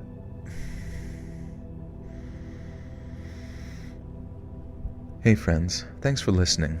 Click that notification bell to be alerted of all future narrations. I release new videos every Monday and Thursday at 9 p.m. Eastern Time, and there are super fun live streams on Sundays and Wednesday nights. If you got a story, be sure to submit them over at my email, letsreadsubmissions@gmail.com, and maybe even hear your story featured on the next video. And if you want to support me even more, grab early access to all future narrations and bonus content over on Patreon, or click that big join button to hear about the extra perks for members of the channel. And check out the Let's Read podcast, where you can hear all of these stories in big compilations located anywhere you listen to podcasts. All links in the description below. Thanks so much, friends.